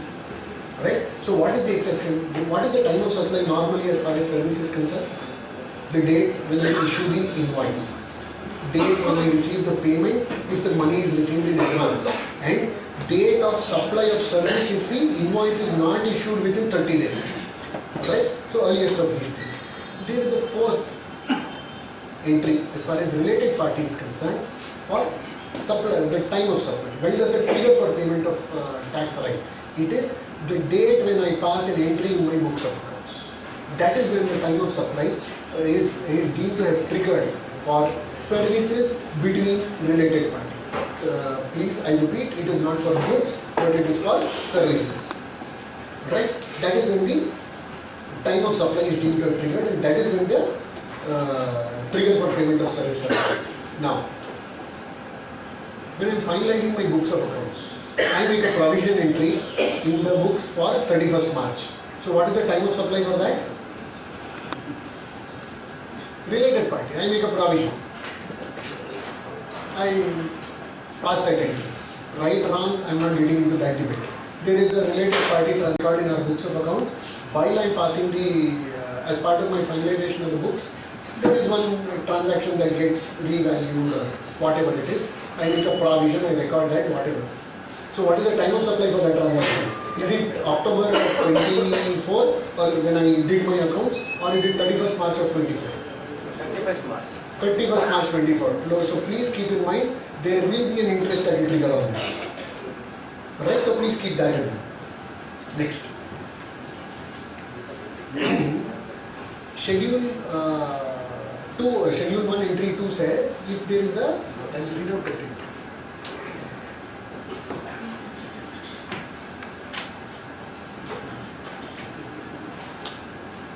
It says, supply of goods or services or both between related persons or between distinct persons as specified in section 25, okay, when made in the course or furtherance of business. It is a, what is it? It is a supply. You understand? It's a supply. It's an outward supply on which I am supposed to pay output tax. Please, that is one part. Now there is section 17.5, I or H. Section 17.5, I will that also. 17.5 is what? Block credits. Okay, it says goods lost, stolen, destroyed, written off, or these are not relevant. This next phrase is important. By way of gift or free samples. If I have given something as a free sample, then it is not an outward supply. I have to reverse corresponding amount of input tax. So what does schedule 182 say? If there is a transfer of goods or services or both between related parties in the course or furtherance of business, then it is an outward supply. If it's a free sample, then there is a reversal of input tax. So what is the difference between these two? When is it an outward supply and when will you call it a case for reversal of ITC? The difference is sample. What is sample? Sample means 1, 2, 3, 10, 100 depending on the nature of business. A commercial quantity cannot be a sample. You understand? If it's something other than a commercial quantity, then it can take the color of sample. Regularity will make it a supply, not a sample. So these aspects have to be kept in mind, and accordingly you should decide whether it is Schedule 1 or 17.5. Because if you say Schedule 1, you have to issue an invoice, you have to pay output tax. If it is 17.5, no output tax, reversal of input tax. Alright? That is one reason why you have to understand rather where related party comes into play as an important. Possibly not an export to means what? If it's a transaction with a related party in the sense we include distinct persons also. Distinct persons means what? Same company, same entity but different registrations. If that other person of mine is located outside India, if I have a branch outside India, outside India, it is a transaction. It is outward supply, it is Schedule 1. But it will not qualify as exports because there is specifically an exclusion as far as your definition of export of service under 2.6 of IGST is concerned. It is specifically excluded there, which means you have to pay tax on that. That is the moral of the story. Right. Then condition for payment of 180 days we spoke. Need for ISD. ISD means Input Service Distributor. We had that circular 91, which kind of eliminated or rather put cross charge and input service distributor together. It said do what you want but pay tax. Now, once it is notified, rather now it is mandatory. ISD is mandatory. It's not an option as far as cross charge is concerned. Alright? So ISD is another concept where related party transaction becomes extremely important. Because there you have to distribute the credit. You cannot charge the output tax. Okay? Please understand. What is the difference? Arithmetically it will not make a difference for this or for the previous one where you are talking about reversal of ITC. Reversal of ITC, arithmetically it may still make a difference, but let's assume it doesn't in our example. This ISD, it may arithmetically not make a difference whether I distribute the credit or transfer by way of a cross charge. But there are various other provisions in the GST law. It is not only section 25. There are 174 sections. Right? So what are the other reasons why I should be careful whether it is ISD or cross charge?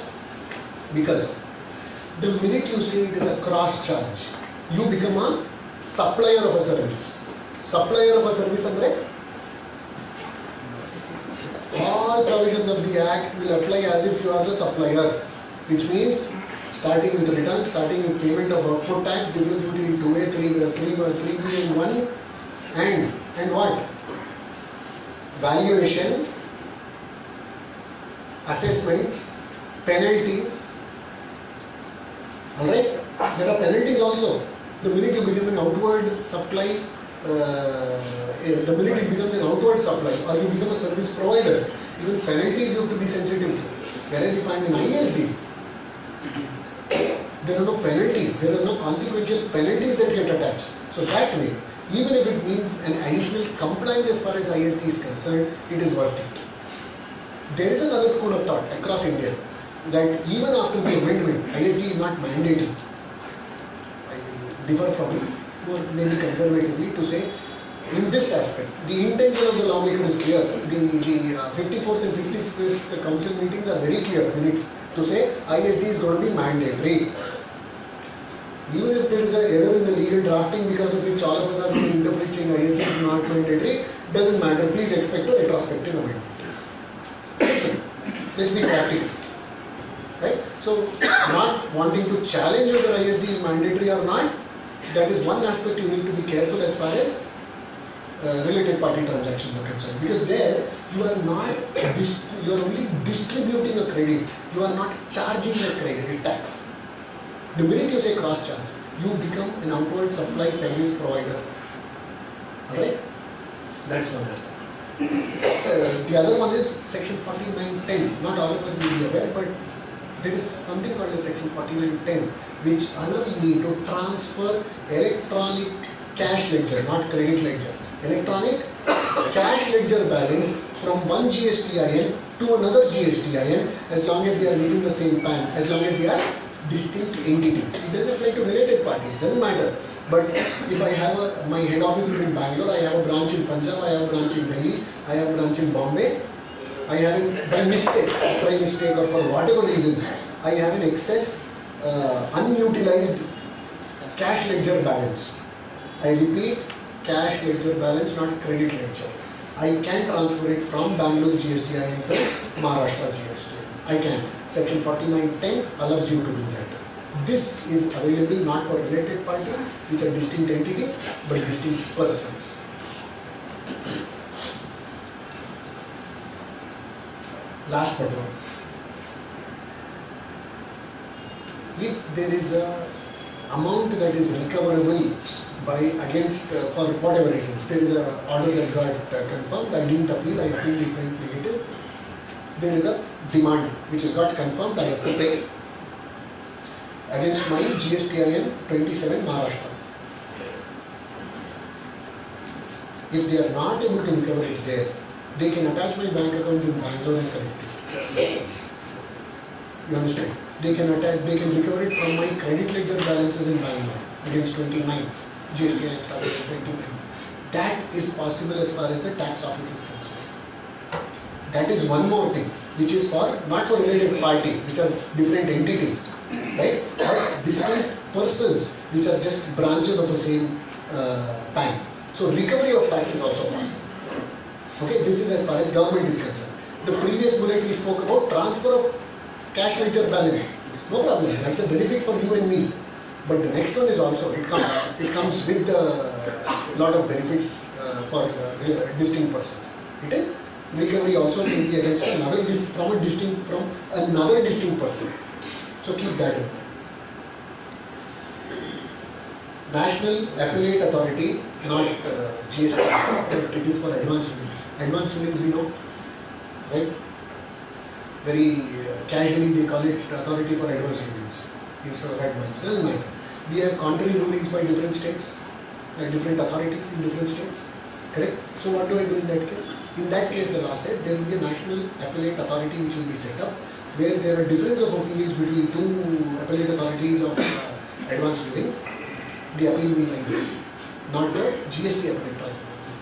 In those cases, if the order is issued against where the application was made by my Maharashtra registration using 27, then that will be applicable for 29 Karnataka registration also. You understand? You understand? Because what is the present of the advance ruling? It is mandatory, it is untouchable as far as that person who applied is concerned and the authority. Right? Unless otherwise challenged, it is mandatory, it is law of the land, it is as good as what Supreme Court says. If you disagree, you should have appealed, as simple as that. We are stuck with that position. Now, if that position comes by way of an appeal done, and if it comes from National Appellate Authority, then it is not applicable. It is applicable not only for that GSTIN, but all the GST items under that head, it is applicable. That is one other thing that we have to be careful as far as distinct persons GST. Right? These are the 10 reasons, 10 places, 10 aspects where distinct persons and related persons have some significance, have a relevance. We need to understand those provisions in a different way as far as distinct persons and related persons are concerned. Now these, rate of tax, no change. There is no concession or higher rate of tax as far as distinct person or related person is concerned. Classification, it remains same. Okay, you cannot say with a related person it is jewelry, with an unrelated person it is watch. Not possible. It is the same. Documentation, same subject to your invoicing and debit note that we spoke about. Filings, same. There is no different kind of a filing etc. for distinct persons or related persons. It is the same. Right? These are the 10 aspects where it becomes extremely important to understand. Okay. So I just have one more slide before you can continue. Some important aspects. Maybe partly we touched upon with examples previous slide. The first one we spoke. Absence of consideration is different from not appropriate consideration or non-monetary consideration.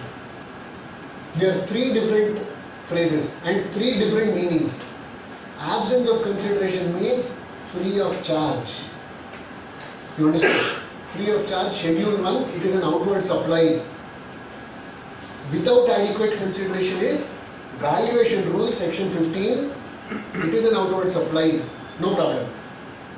Adequate consideration, but there debit note comes into play to be able to take the credit, which we spoke for that 1000 rupees, 180 rupees of GST credit. Now, what is presence of a non-monetary consideration? There is consideration, it is adequate also. Alright, but it is not monetary. Which means what? Barter. Which means it's a barter. Alright, it's a barter transaction. So as far, even in case of barter, you have to issue an invoice. It's a commercial transaction. Alright? There is no dispute as far as adequate consideration, etc. Doesn't matter. You have to issue an invoice, you should pay GST, and that other person, Bharath in this case, has to pay me what? Not just the GST amount. He should pay the full transaction value along with GST, only then he will be eligible for credit. Alright?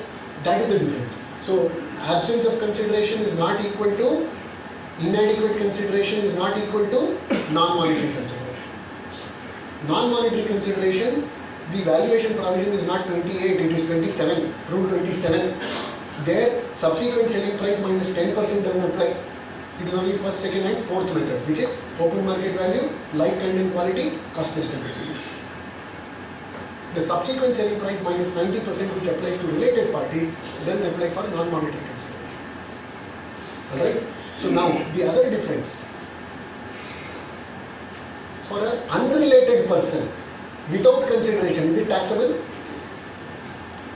No. For an unrelated person, non-monetary consideration, is it taxable? Yes. Absolutely. That is the other difference. Alright? The non-monetary consideration is taxable in all forms and fashions with related, unrelated, whoever they are. But not so as far as absence of consideration is concerned. Alright? That is one. Now, this next one is extremely important. Please, let's spend 2 minutes on that. Just because I have a transaction with a related party, it doesn't become taxable. It doesn't become Schedule 1 entitled. It has to be a supply. It has to be goods or services. It should be in the course or furtherance of business. It should satisfy all other conditions of supply for it to be taxable, even when it is without consideration with an unrelated person. Alright, let me give you an example. ICI, let's take this one. There is a logo of ICI. I am not making up this case, it is real in some other case, while I am using ICI's name in this example. There is this logo of ICI, correct? I think it's on this here. Who owns that? Let's assume they have applied for trademark registration and they have registered, ICI is registered. Who's the owner of that? Delhi. Delhi's head office. Delhi made the application, so they got the registration. Alright? Now Bangalore also uses that. Bombay also uses, Chennai also uses, correct? Is that a right to use given by Delhi to Bangalore? Distinct persons? Is there a doubt? No. ICI has some 30 registrations in India, correct now? Each state will have. Correct? They are distinct persons, no doubt. Now, is that a right to use the brand name given by Delhi to Bangalore? Yes. Is ICI paying tax? That's precisely what I'm trying to say. Take this example. I have a piece of land of some say 20 acres somewhere. I wish I had. I enter into a joint development agreement with Brigade. They're doing a residential, say 60-40 is the ratio. I get 40% of the units which I sell to all of you. What am I selling it as? What is the name of the project in which I am selling? Brigade, say Brigade Insignia. When Brigade sells also, it sells as Brigade Insignia. When I sell also, I sell it as Brigade Insignia. So is he giving me the right to use the name Brigade when I sell it to all of you? Yes or no? Yes. So is Brigade liable to pay tax? And if I am the landowner, am I going to pay him that GST amount? Please. What is the difference between ICI and Brigade? In ICI, they are distinct persons, which means they are related. In Brigade's example, he and I are not related. So even if there is a supply, even if there is goods or services, it is not related. It is not in, what do you say? It is a case of absence of consideration with an unrelated person. Not taxable. Doesn't matter. Doesn't matter. So please, these are the aspects that we should not get confused. Alright. Now ICI, coming back to ICI. Should ICI pay tax? Delhi should issue an invoice for whatever. On Bangalore, and Bangalore should pay their tax and take credit.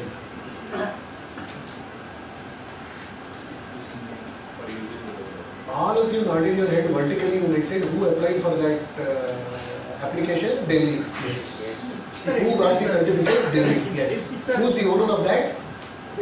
See, this logo, the ownership lies with entire all over India. So it cannot be the only Delhi. Bullseye. Absolutely. It is the GST law where a branch is different from the HO or one branch is different from another branch.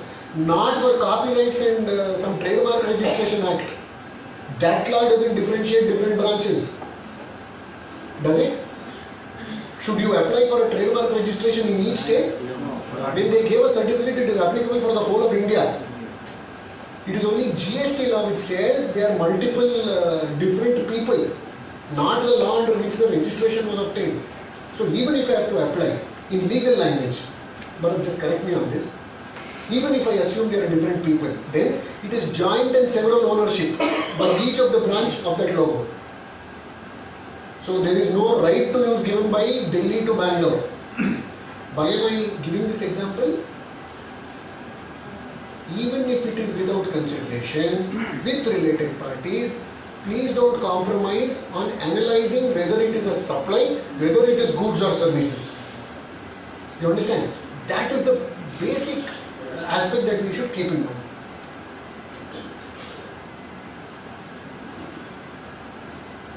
Next is what?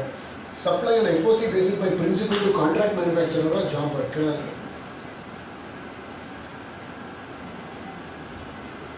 I give a contract to construct one building for let's say 10 crores to a contractor. After I enter into the contract, rather before I enter into the contract only, I give it for 10 crores. I say, look, cement and steel I will supply. Doesn't make sense because GST rates are such. Let's say I supply some products, I supply. Balance of the products and services, he is supposed to consolidate and do the building construction for me.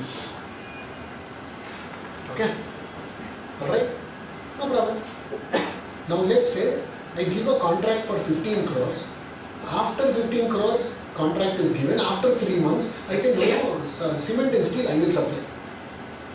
then what does he do? He reduces that the 15 crores to 13 crores, which is 2 crores which I am supplying, and then issues me invoice for 13 crores. Is that right? Is that right? I am sure each one of you would have seen the transaction. But is that right? Yes, sir. Did you say yes or no? Yes, it is right. No. 13, yes. 13 crores right. In the service tax law, as far as works contract is concerned, where we had the provision, all of you are familiar with service tax? For works contract, there was a 40% valuation mechanism. Yes. Total contract value, 40% is deemed to be the value of services, pay tax on that. But in that they said, if there is a value of goods which is supplied free of charge by the contractee to the contractor, then that value also shall be included in determining the gross amount, and thereafter 40% has to be determined. Cleverly what people did, it was a 15 crore contract, right? They said, no, cement and steel I will supply. Let's slash the contract value to 10 crores. So what happened to service tax? 10 crores into 40% into 15%. So 4 crores into 15%. Now, that for the consolidated valuation mechanism was applicable only when I supply all the goods and services that are required, which means the contract value should be 15 crores into 40% into 15%, which is much higher. The same analogy will apply here also. Once you give a contract for 15 crores, after that if you have supplied any goods to him, that is a supply by you to him, one, and supply back from him to me as part of the original agreed signed contract. You understand? Which means I bought goods for 2 crores, which is cement and steel. I supplied to him the same material at 2 crores or 2.5 crores, whatever. Subsequently, he still bills me 15 crores, not 13 crores. You understand? He still bills me. So if you believe you made a markup as far as you got a better deal for cement and steel for 1.5 crores, whereas you are reducing the contract for 2 crores, then you purchase at 1. But issue a sales invoice for 2, and subsequently his invoice to you should be for the full contract value, which is 15 crores. Unless the original contract itself was for 13 crores, which excluded these two materials. Okay? So you should be careful at the time of executing the contract, not after executing the contract when you identify the better and the more efficient price for those products. If it's an afterthought, sorry, it is liable to tax. Okay. Quickly, valuation for import related parties, customs we spoke. I started with that discussion. It goes through the SUV Just channel, one question. related party. FOC material given with the main product like car, accessories. So will the FOC accessories will be taxable for GST? So the simple, sir. Was it included in the original contract value after which you are reducing? No. Suppose the distributor or dealer is selling the car for 10 lakh rupees. And as a free of cost, they are giving some material accessories. And the car price is 10 lakh only. So FOC, whatever they are supplying, free of cost, is the GST applicable on that? So it's like this. I'll answer your question, but before that I'll ask a question in the same context. Don't mind. Just Buy 2, get 1 free. Yes. Right? Is different from buy 3 for a price of 2.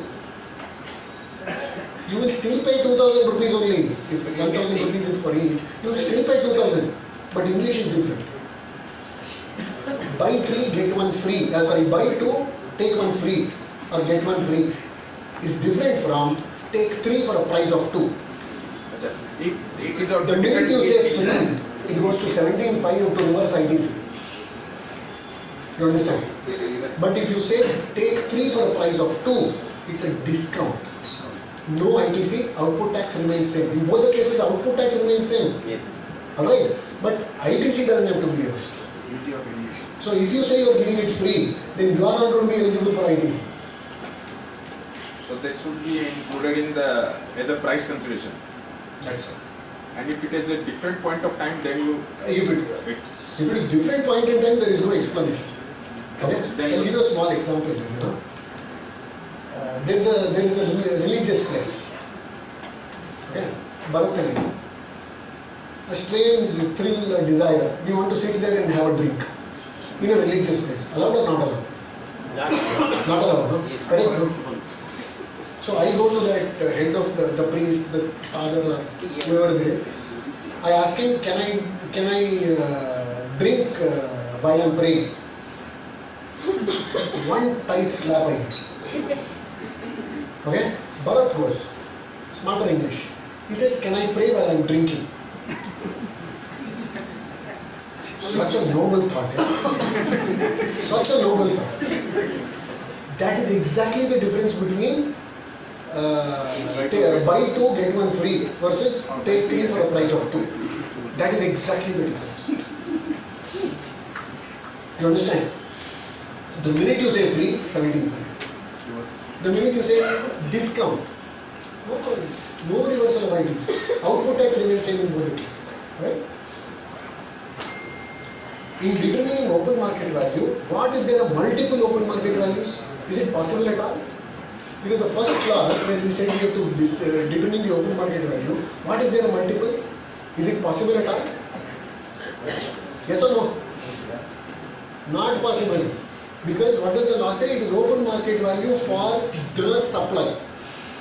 So it is not possible. Because I got into discussion saying, Badri, this is also open market value, this is also open market value. Not possible. You should eliminate all the differences and come to one value. So open market value will be only one always. Like, kind and quality may be different. But open market value for the supply can be only one. Can there be like services? I think we spoke. I'll skip that. Is the transaction value the sole consideration for the supply? That's extremely important. Which is the example I started with. You know, oil companies. I said part that example, right? Oil companies.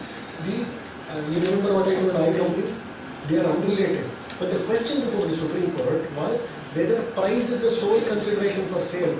Because the Supreme Court went beyond the transaction value, though it was unrelated parties, to say price is not the sole consideration for sale for the simple reason that I will get so many liters, so many whatever unit of measurement of petrol in Mangalore area where I don't have a setup at all. If I had to bring from my refinery in that place, Mangalore may be a wrong example, some other example, some other location, then I would have had to incur a lot of other costs, which HPCL in this case is not incurring when it is supplying to me. Therefore, Supreme Court went beyond that to say what is the purpose of entering into this price parity contract between all the oil companies. And taking cue from there, they said price is not the sole consideration for sale, which is extremely important for us with related parties also, where you say it is with consideration, then you have to analyze whether it is adequate or not, whether price is the sole consideration or not, especially in case of barter. Especially in case of barter. You can argue saying price is not the sole consideration for sale. Right? So we should be extremely sensitive to the fact as to whether price is the sole consideration.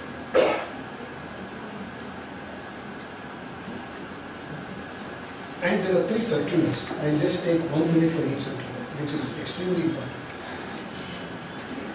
We have circular 199, which talks about cross charges and ISD, which said doesn't make a difference, do what you want but pay tax.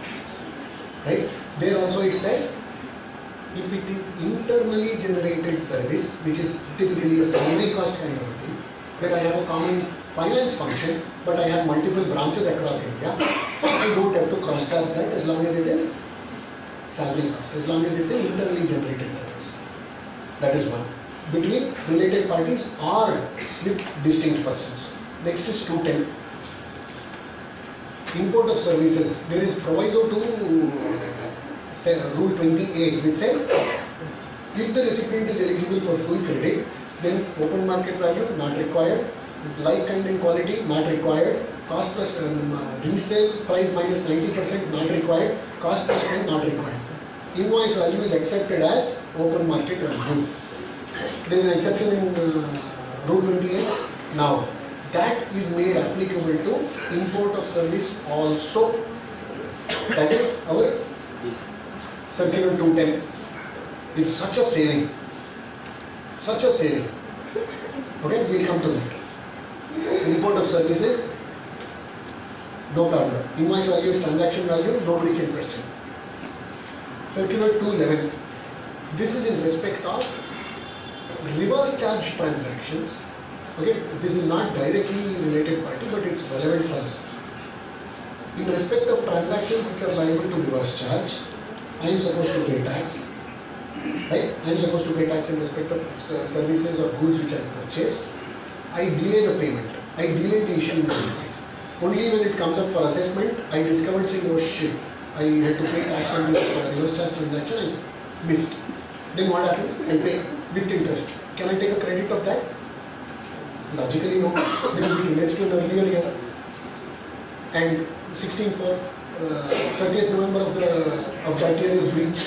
So can I take the credit? The answer is no. But the circular is it has gone beyond what is there in the law to give us a favorable clarification, which says only when you issue a self-invoice, you understand? Only when you issue a self-invoice, the eligibility to take the credit is deemed to have complied with. Therefore, within 30th November of the year in which you issue the invoice, you will be eligible to take the credit. Right? Now, that is not applicable for our discussion. The reverse of that is applicable. What does the circular say? It says, fine, the tax was liable to be paid in 23. I am paying today and I am issuing an invoice today for a reverse charge transaction, self-invoice. So I will pay interest from 23 to 25, but I will take the credit of input tax. The reverse of this, when the transaction is liable to tax under forward charge mechanism, alright, he has issued an invoice to me later, for which, please go and ask the supplier for interest. Don't disallow the credit in my hands. You understand?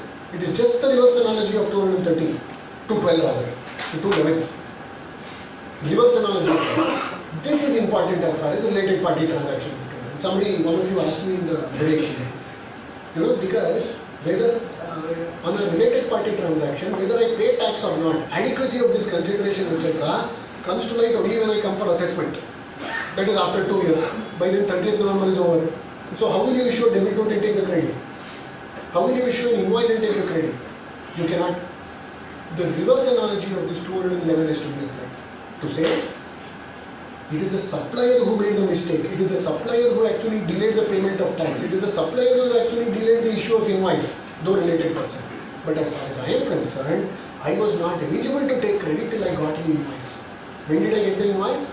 January 25. So, till November 25, I have the date to take the credit. So, please keep that aspect in mind. Sir, excuse me, sir. The forward charge, there is a condition that it should be issued within 30 days from the completion of the service. I didn't issue. But we can't take the IDC credit, sir, and the invoices. I didn't issue the invoice within 30 days. So what happens to the time of supply? It goes back to the date of provision of service. Correct. So I have to pay interest. I have still not issued the invoice.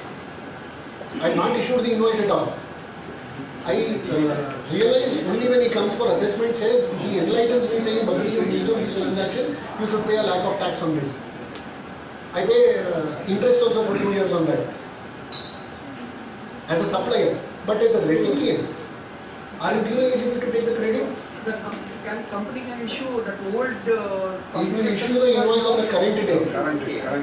It cannot issue an invoice on the old date. It will issue an invoice on the current date, on 22nd or 23rd, whatever today's date is. 22nd of January 2025, it will issue the date. It will issue the invoice.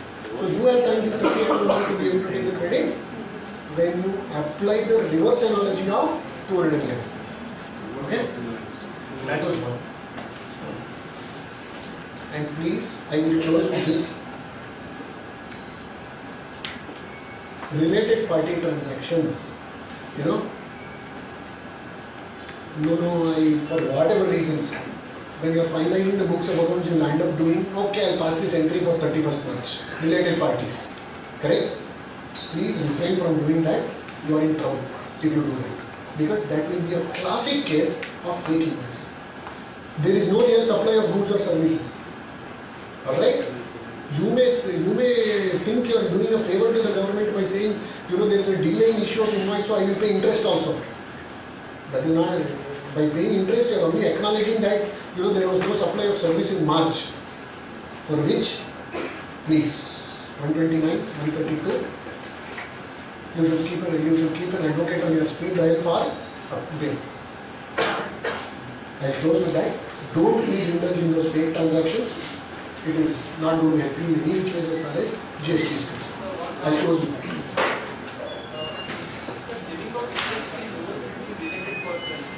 Giving of interest-free loans between related persons. Correct? Does this have any GST implications? No, there is no GST implication. There is circular 218,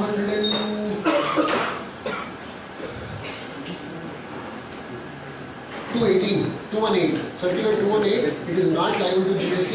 It is only a transaction in money, not liable to GST unless there is some fee that you have charged. Right? I'll leave it at that.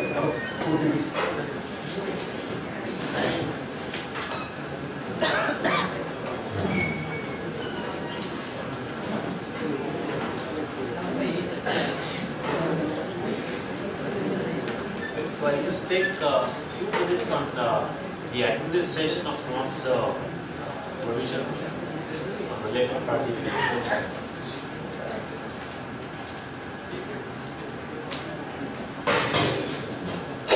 So on trust taxation, like I mentioned earlier, if there are transactions between the trust and its authors, trustees, etc., that gets reported in Form 10B.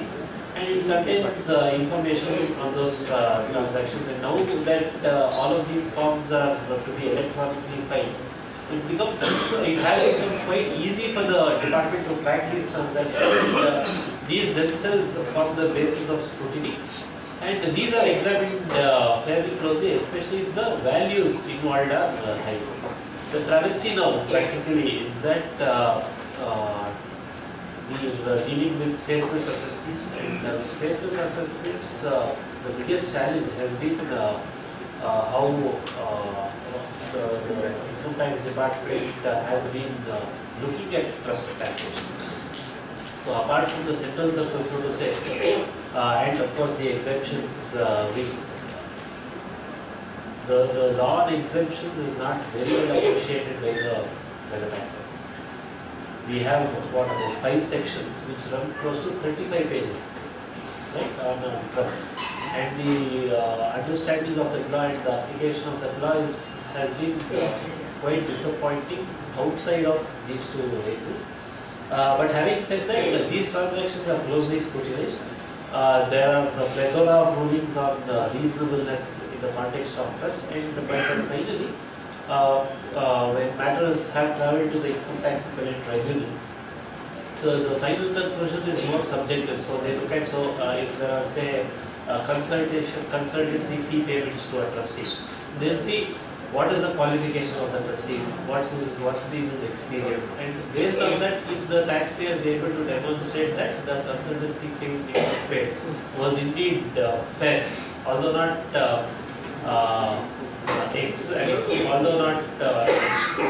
exorbitant, so they've been able to get relief.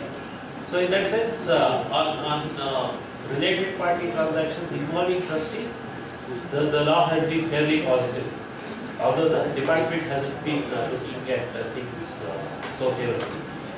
Thereafter are 48 payments, so that gets reported in the 3CD. To the extent again the values are very high, it gets flagged as a risk parameter and the assessment happens.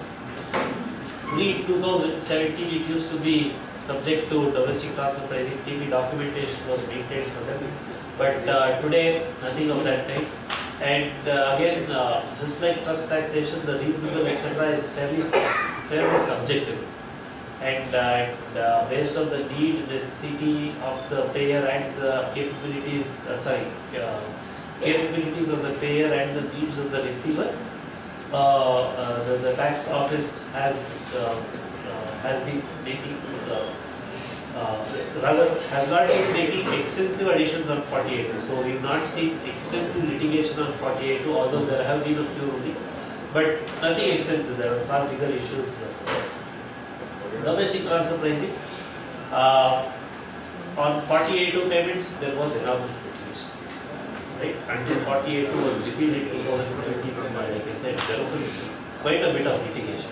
So when it was repealed in 2017, all the rulings went with the approach which the Bangalore Tribunal adopted there was a Bangalore Tribunal ruling which held that since the law has been repealed, repealing entails as if the law was never there in the statute. And they said 48 and transfer pricing provisions have never applied to 48 transactions.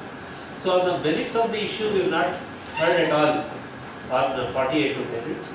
Although in the context of eligible units, non-eligible units, the only worthwhile precedence is that in the case of Jindal Power and Steel, where there was an intra-group sale of power.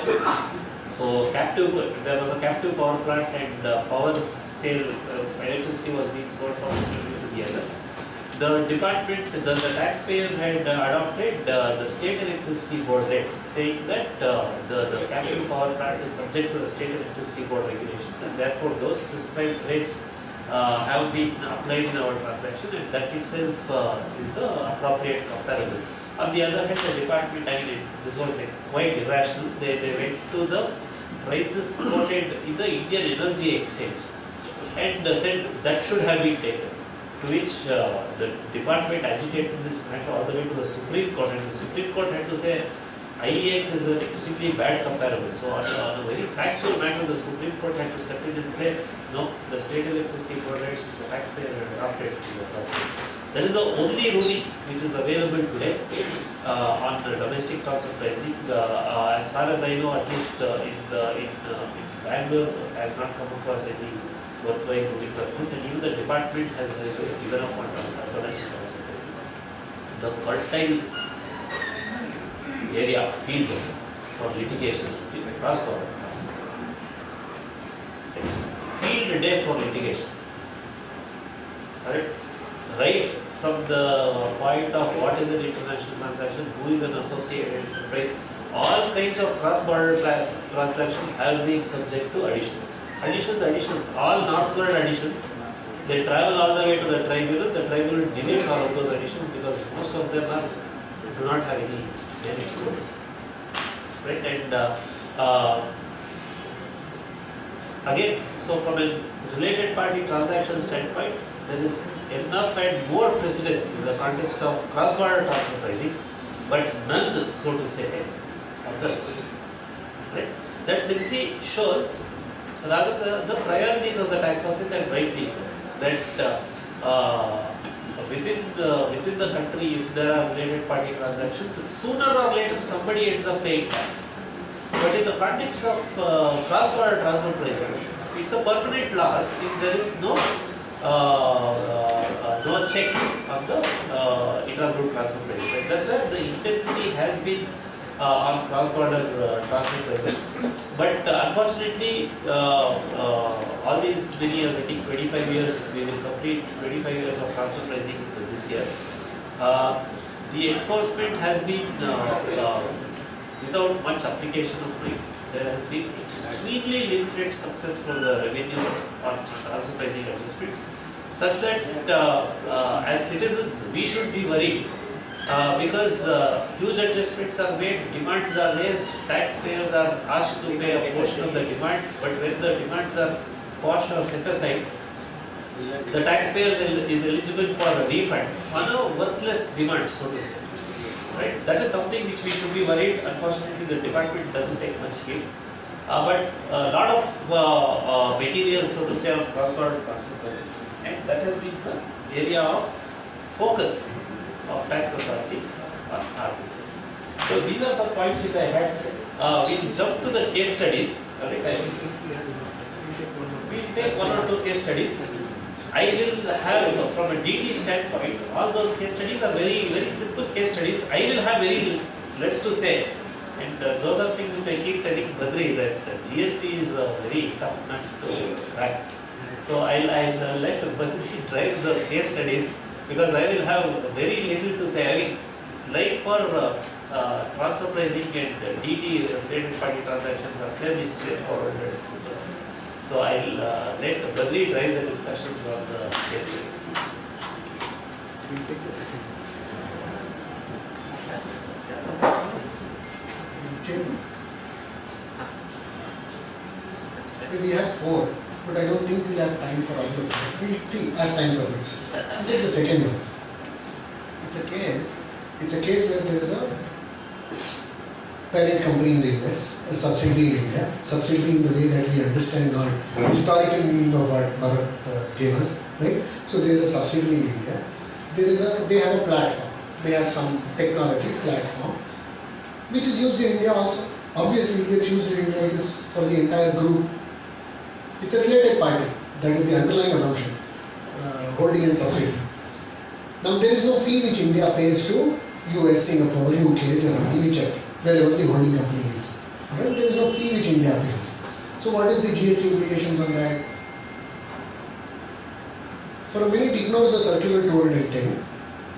Circular 210 actually simplified our life to say that if there is no money that is being paid, then transaction value is also 0. It is accepted. That is whatever 210 to 11 is 210. Where it says, even if it's an international transaction, right? If there is no value that is being paid by India to the overseas company, then there is no deeming value the government has to determine. No invoice issued means 0 value, which means GST implication 0. But for a minute, that came only 6 months back. For a minute, just travel 1 year back, before this circular came. What was the implication? We have to give it an open market value, pay 18% on that. Alright, I am eligible for credit because it's in the course of my business. All that stuff is okay. And it's a reverse charge. So I don't have to pay the tax to the supplier, I have to pay to the government. So 180 days, none of that applied to me. Right? So what happens in that case? See, one very important, this is business specific we should understand, right? Business specific. So what is the implication as far as direct tax is concerned, Bharath, for this transaction? So, can you guys hear me? Yeah, I think that is better. So from a direct tax standpoint, again, this is a cross-border transfer pricing point. Indian subcode does not pay any purchase price to US for resale in India. So what would happen if it pays a purchase price? Its losses would increase. Right? Since there is no payment happening from India, right? From an Indian tax standpoint, the Indian government is comfortable, and therefore it will not go to impute a purchase price and say, boss, you should have paid a purchase price, right? And therefore, non-payment of the purchase price is fine from an Indian transfer pricing standpoint, right? That is one part of it. The second part is the next statement. In fact, the USCO pays a support fee to India's support to support the said business as a shareholder function. So now, whether that support fee, so that support fee is also an international transaction. Now I would have to benchmark that transaction. Now how will I benchmark it? That becomes an important point. Would we be able to, is it an international transaction? Of course it is an international transaction. Right? It squarely comes into the definition of international transaction. But how will we benchmark it? We will never ever get comparables. We will never ever get comparables. How do we close this? We will close this by calling out that this is, like I said, it's a support fee for a pursuit of shareholder activity, similar to a subsidy, literally. So if you guys take a step back and see when governments give subsidies, this is exactly what they do. It hits the P&L, right? Unless it's a capital subsidy which goes to the balance sheet. And we will call this out as a subsidy, say it's call it out as another method, and say that it has shored up by financials. Alright, and therefore, when the shareholder, he could have issued equity, he could have obtained equity, right? And how would we benchmark equity? The same set of lens we would ideally apply the other method, and say that in an unrelated situation, this could have been an approach which could have been adopted, and because of lack of comparables, we have not gone down that road, and we will close the loop. Alright, that is the second piece to this transaction. The larger dimension is the tax office will say, you guys are operating as a full risk reseller. Alright, you are incurring losses. You have no business incurring losses. You are in fact promoting the parent company's brand in India without being compensated for it. Right? And that is where they will raise what is called, popularly called as AMP issue, advertising, marketing and promotion expense issue, saying by not charging the parent company for AMP activities, you are in turn giving services free of cost, and therefore the tax office would go to say that on the AMP, so they will go identify what are all the advertising, marketing and promotional expenses incurred and apply a markup of say 12%, and say this is something which you should have received from the parent company. And on this issue, the matters are before the Supreme Court, and all high courts are fairly clear that there is no international transaction at all as the tax office is alleging on you. Unless there is a formal agreement, etc., you cannot adopt this approach. Functioning as full risk resellers is a clear business strategy. There is nothing hanky-panky about it, because you are only looking at the year when the losses are made. Just turn the tables and see when profits are made. Alright? A full risk reseller entails full bearing of the losses as well as full enjoyment of any future profits. So as long as even the taxpayer is able to demonstrate that we had clear visibility on profitability in the future years, he may even be able to convince the tax office that first please don't go down that road. But when they do not have visibility on the profitability, I think before the tax office it becomes difficult, and only before a tribunal or a high court we ought to go on the legal ground to say that since there is no AMP or international transaction, the department cannot say that I am promoting the brand or offerings of the parent entity without a compensation. Sir, in this question, suppose Indian company is a holding company and foreign company is a subsidiary company. What could it be? Yes, so there, if we just flip the facts, I think does not pay purchase price. So here, the Indian company ought to have received a purchase price, right? Then the department will say, boss, you should have charged, you should not charge. This is a free of cost service which you give, you should have charged, please charge. And there they will impute it. And what about GST? Fortunately, GST will not have a question, because you have not raised an invoice which you were supposed to raise, and if you had raised, it would have been an export. So that way GST is relatively little goes down. But going back to this case, there are two transactions, like Bharath was mentioned. One is imputing a value for the license fee that I should have paid. Second, when that gets included in my cost, my export value would have been that much higher. Alright, export value would have been that much higher. Now, I'll answer that question of yours as part of this again.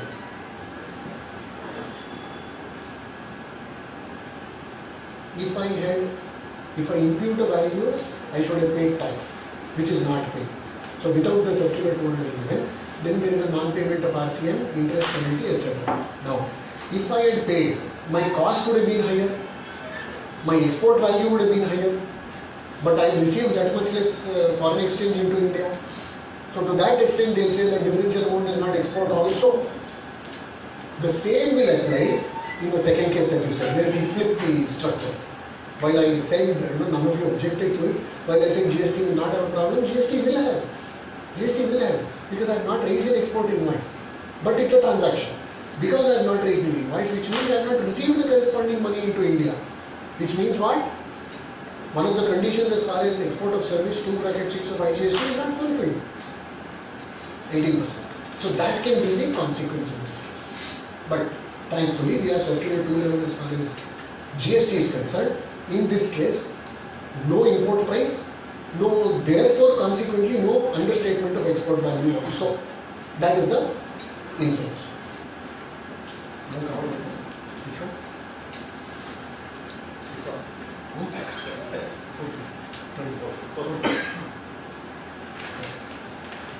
Bharath is making my life easy. This also has a circular, but let's try and look at it without a circular. Right?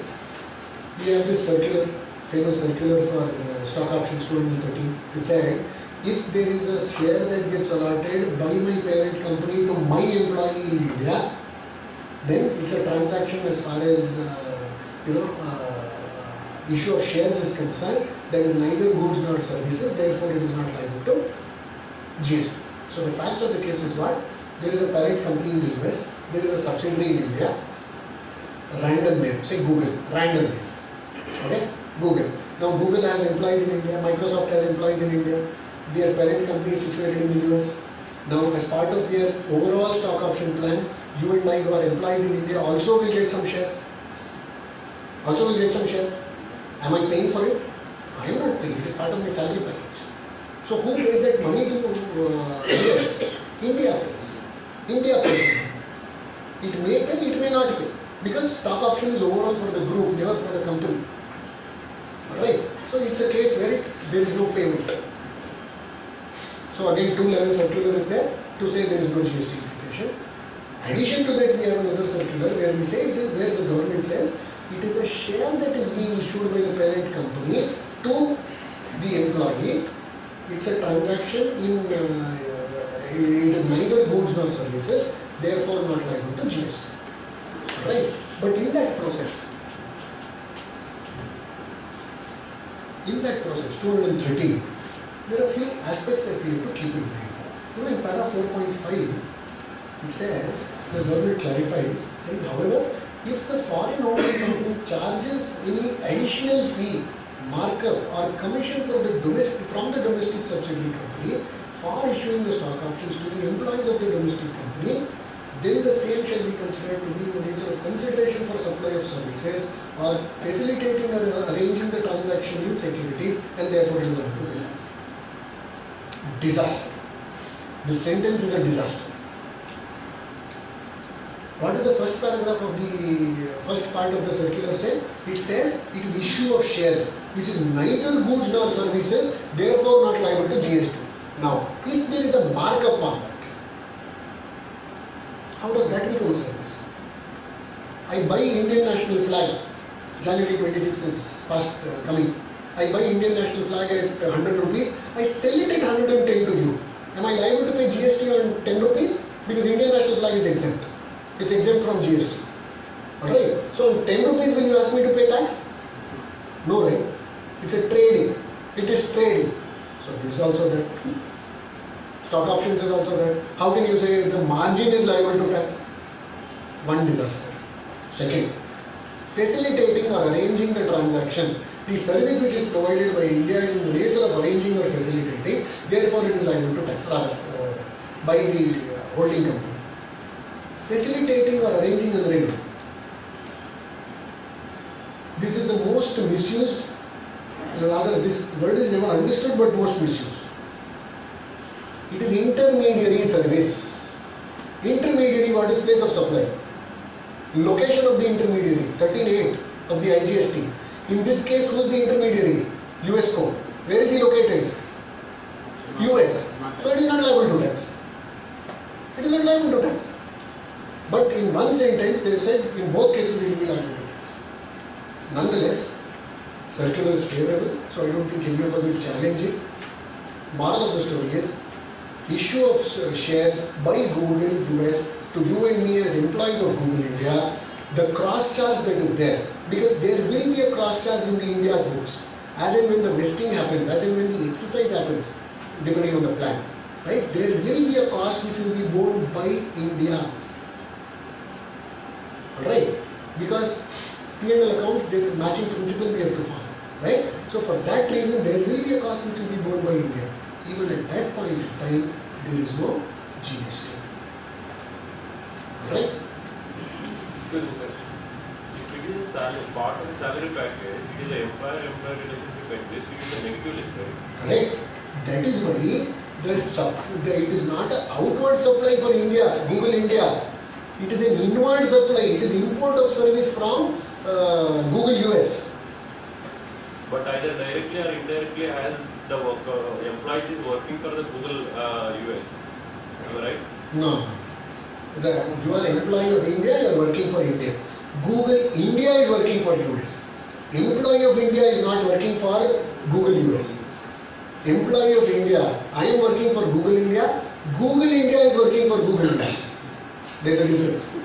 But indirectly it is working. Indirectly, no. There is a contractual relationship, But right? in the word, in the negative list, So let's say, directly or no, indirectly no, apply. no, 1 second. Directly or indirectly is not in this context. Okay? Hewitt, what does it do? Hey, I want 10 people with some qualification, they will give me the series, I will clear them, they will come and work in my office. Sir, I didn't get your fact. You are providing services to a client of yours. Are you indirectly an employee of that company? You are filing returns, which is the responsibility of the employee of the company. I am a consultant. Similarly here, you are an employee of India. India is a consultant for US. That is the point. Okay. Directly or indirectly doesn't extend to employment. So, on this issue, there are a lot of nuances. First, is grant of ESOP by the parent company to the employees of the Indian company and international organization? Who are the parties involved are, in that sense, the US parent and the employees. Although when the employees are taken on board in their offer letter, etc., there is an assurance that he will be eligible for options. Right? So, although the arrangement by which the Indian company enters into that, so the Indian company enters into the employment contract, it promises options. Options relate to whom? Options relate to the US entity, and they don't culminate at the point of time of entering into the employment contract. So, in that sense, an international transaction technically is not triggered. Right? And what interestingly also happens, like Badri mentioned, which is also mentioned in this, right? In its books, India Subco recognizes an ESOP expense in accordance with accounting standards. Now, what is extremely relevant is whether this ESOP expense, so this is a limited risk service provider, whether this ESOP expense is included in the cost base for markup or billing to the US entity. That becomes very relevant. Right? There are two schools of thought. One school of thought says you need not charge it to the US entity. The other school of thought says no, you have to charge it to the US entity. Section 90, in the context of APS, the operating cost definition explicitly says ESOP expenses should be included in the markup, and therefore the department's position is it should be charged. The other perspective to this is an arrangement only between the employee and the US entity. I am only a facilitator. Right? And like the point which Badri was making, this is a consultant. India is a consultant for the US entity, and the US entity's costs are something which I am bearing, and typically what also happens with these of cost charges are at a liquidation event, all these expenses get reversed at a future point in time. Alright, and that is one of the many reasons, one of the important reasons why in many instances this is not included in the cost base format. Because this is only an accounting entry and subsequently gets reversed at a future point in time. Okay, so that school of thought says no, I will not charge it to the parent entity. And there the other submission which is made is, look, this is an arrangement between the employee and the US entity directly. It's as if the US entity is giving it to the employee. I am only the intermediary. To give an analogy, I go to a client's place and I have food at the client's place. Will I include the food's cost in my bill to the company? No. It's something similar to that is the other analogy which is given. But OECD is clear, and we are also fairly with the aspect that this should be technically charged to the US entity. And when it is charged to the US entity with the markup, and yeah, the response also is that at a subsequent point in time when this gets reversed, then even from a cost per standpoint it's reversing. So it's only a timing issue. If this approach is adopted, I think it will be fairly seamless, it will be fairly reasonable, no litigation, etc.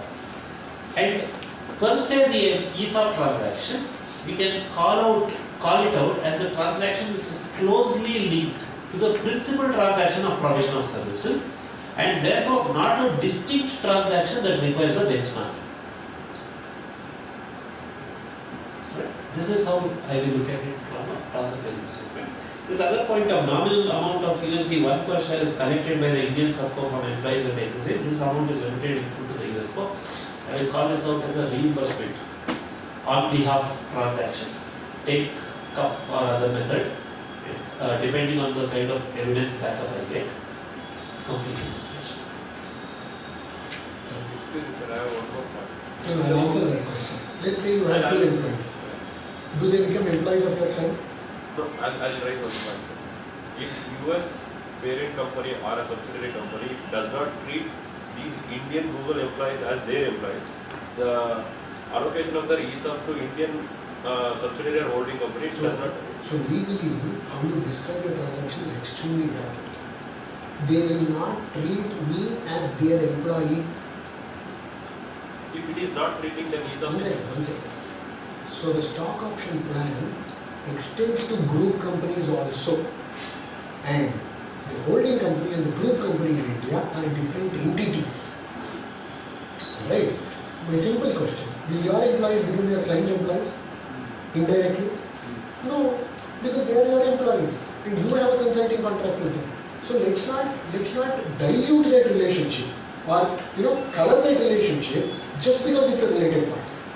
That is the whole premise with which we have to analyze related party transactions. Alright, the stock options will still come to me not because they treat me as their employee, because the stock option plan extends to 10 companies within the group. That, right? So just to supplement what Badri said on this relationship, the primary driver of all of these things is the contractual relation, right? So, offer letter, in the offer letter there is a commitment to give ESOPs, right? If ESOPs are not given, would the employee take the Indian company to court, or would he take the US company to court? Will he take the Indian company to court? Therefore, this first principle in contract law of privity of contract, they stand intact. They are not disturbed or distorted by these provisions on RPTs. Right? Well, sir, we'll stop there. I don't think we should stretch any further. Thank you so much. It was wonderful interacting with all of you. Thank you so much.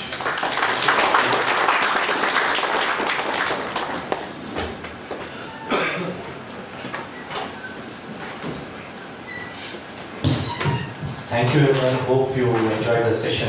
I think we have just waited. We'll just wait for 2 more minutes. Let's just recognize the efforts of our speakers who have come all the way.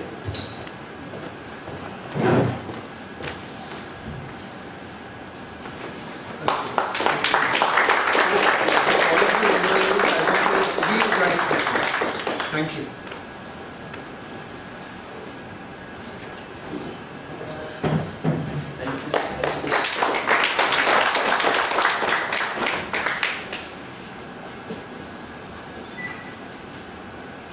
I know the CP timing is, it's extended. We will try to put a lot of other programs to ensure that you comply. Please do watch out for the newsletter and the event section in the Bangalore branch and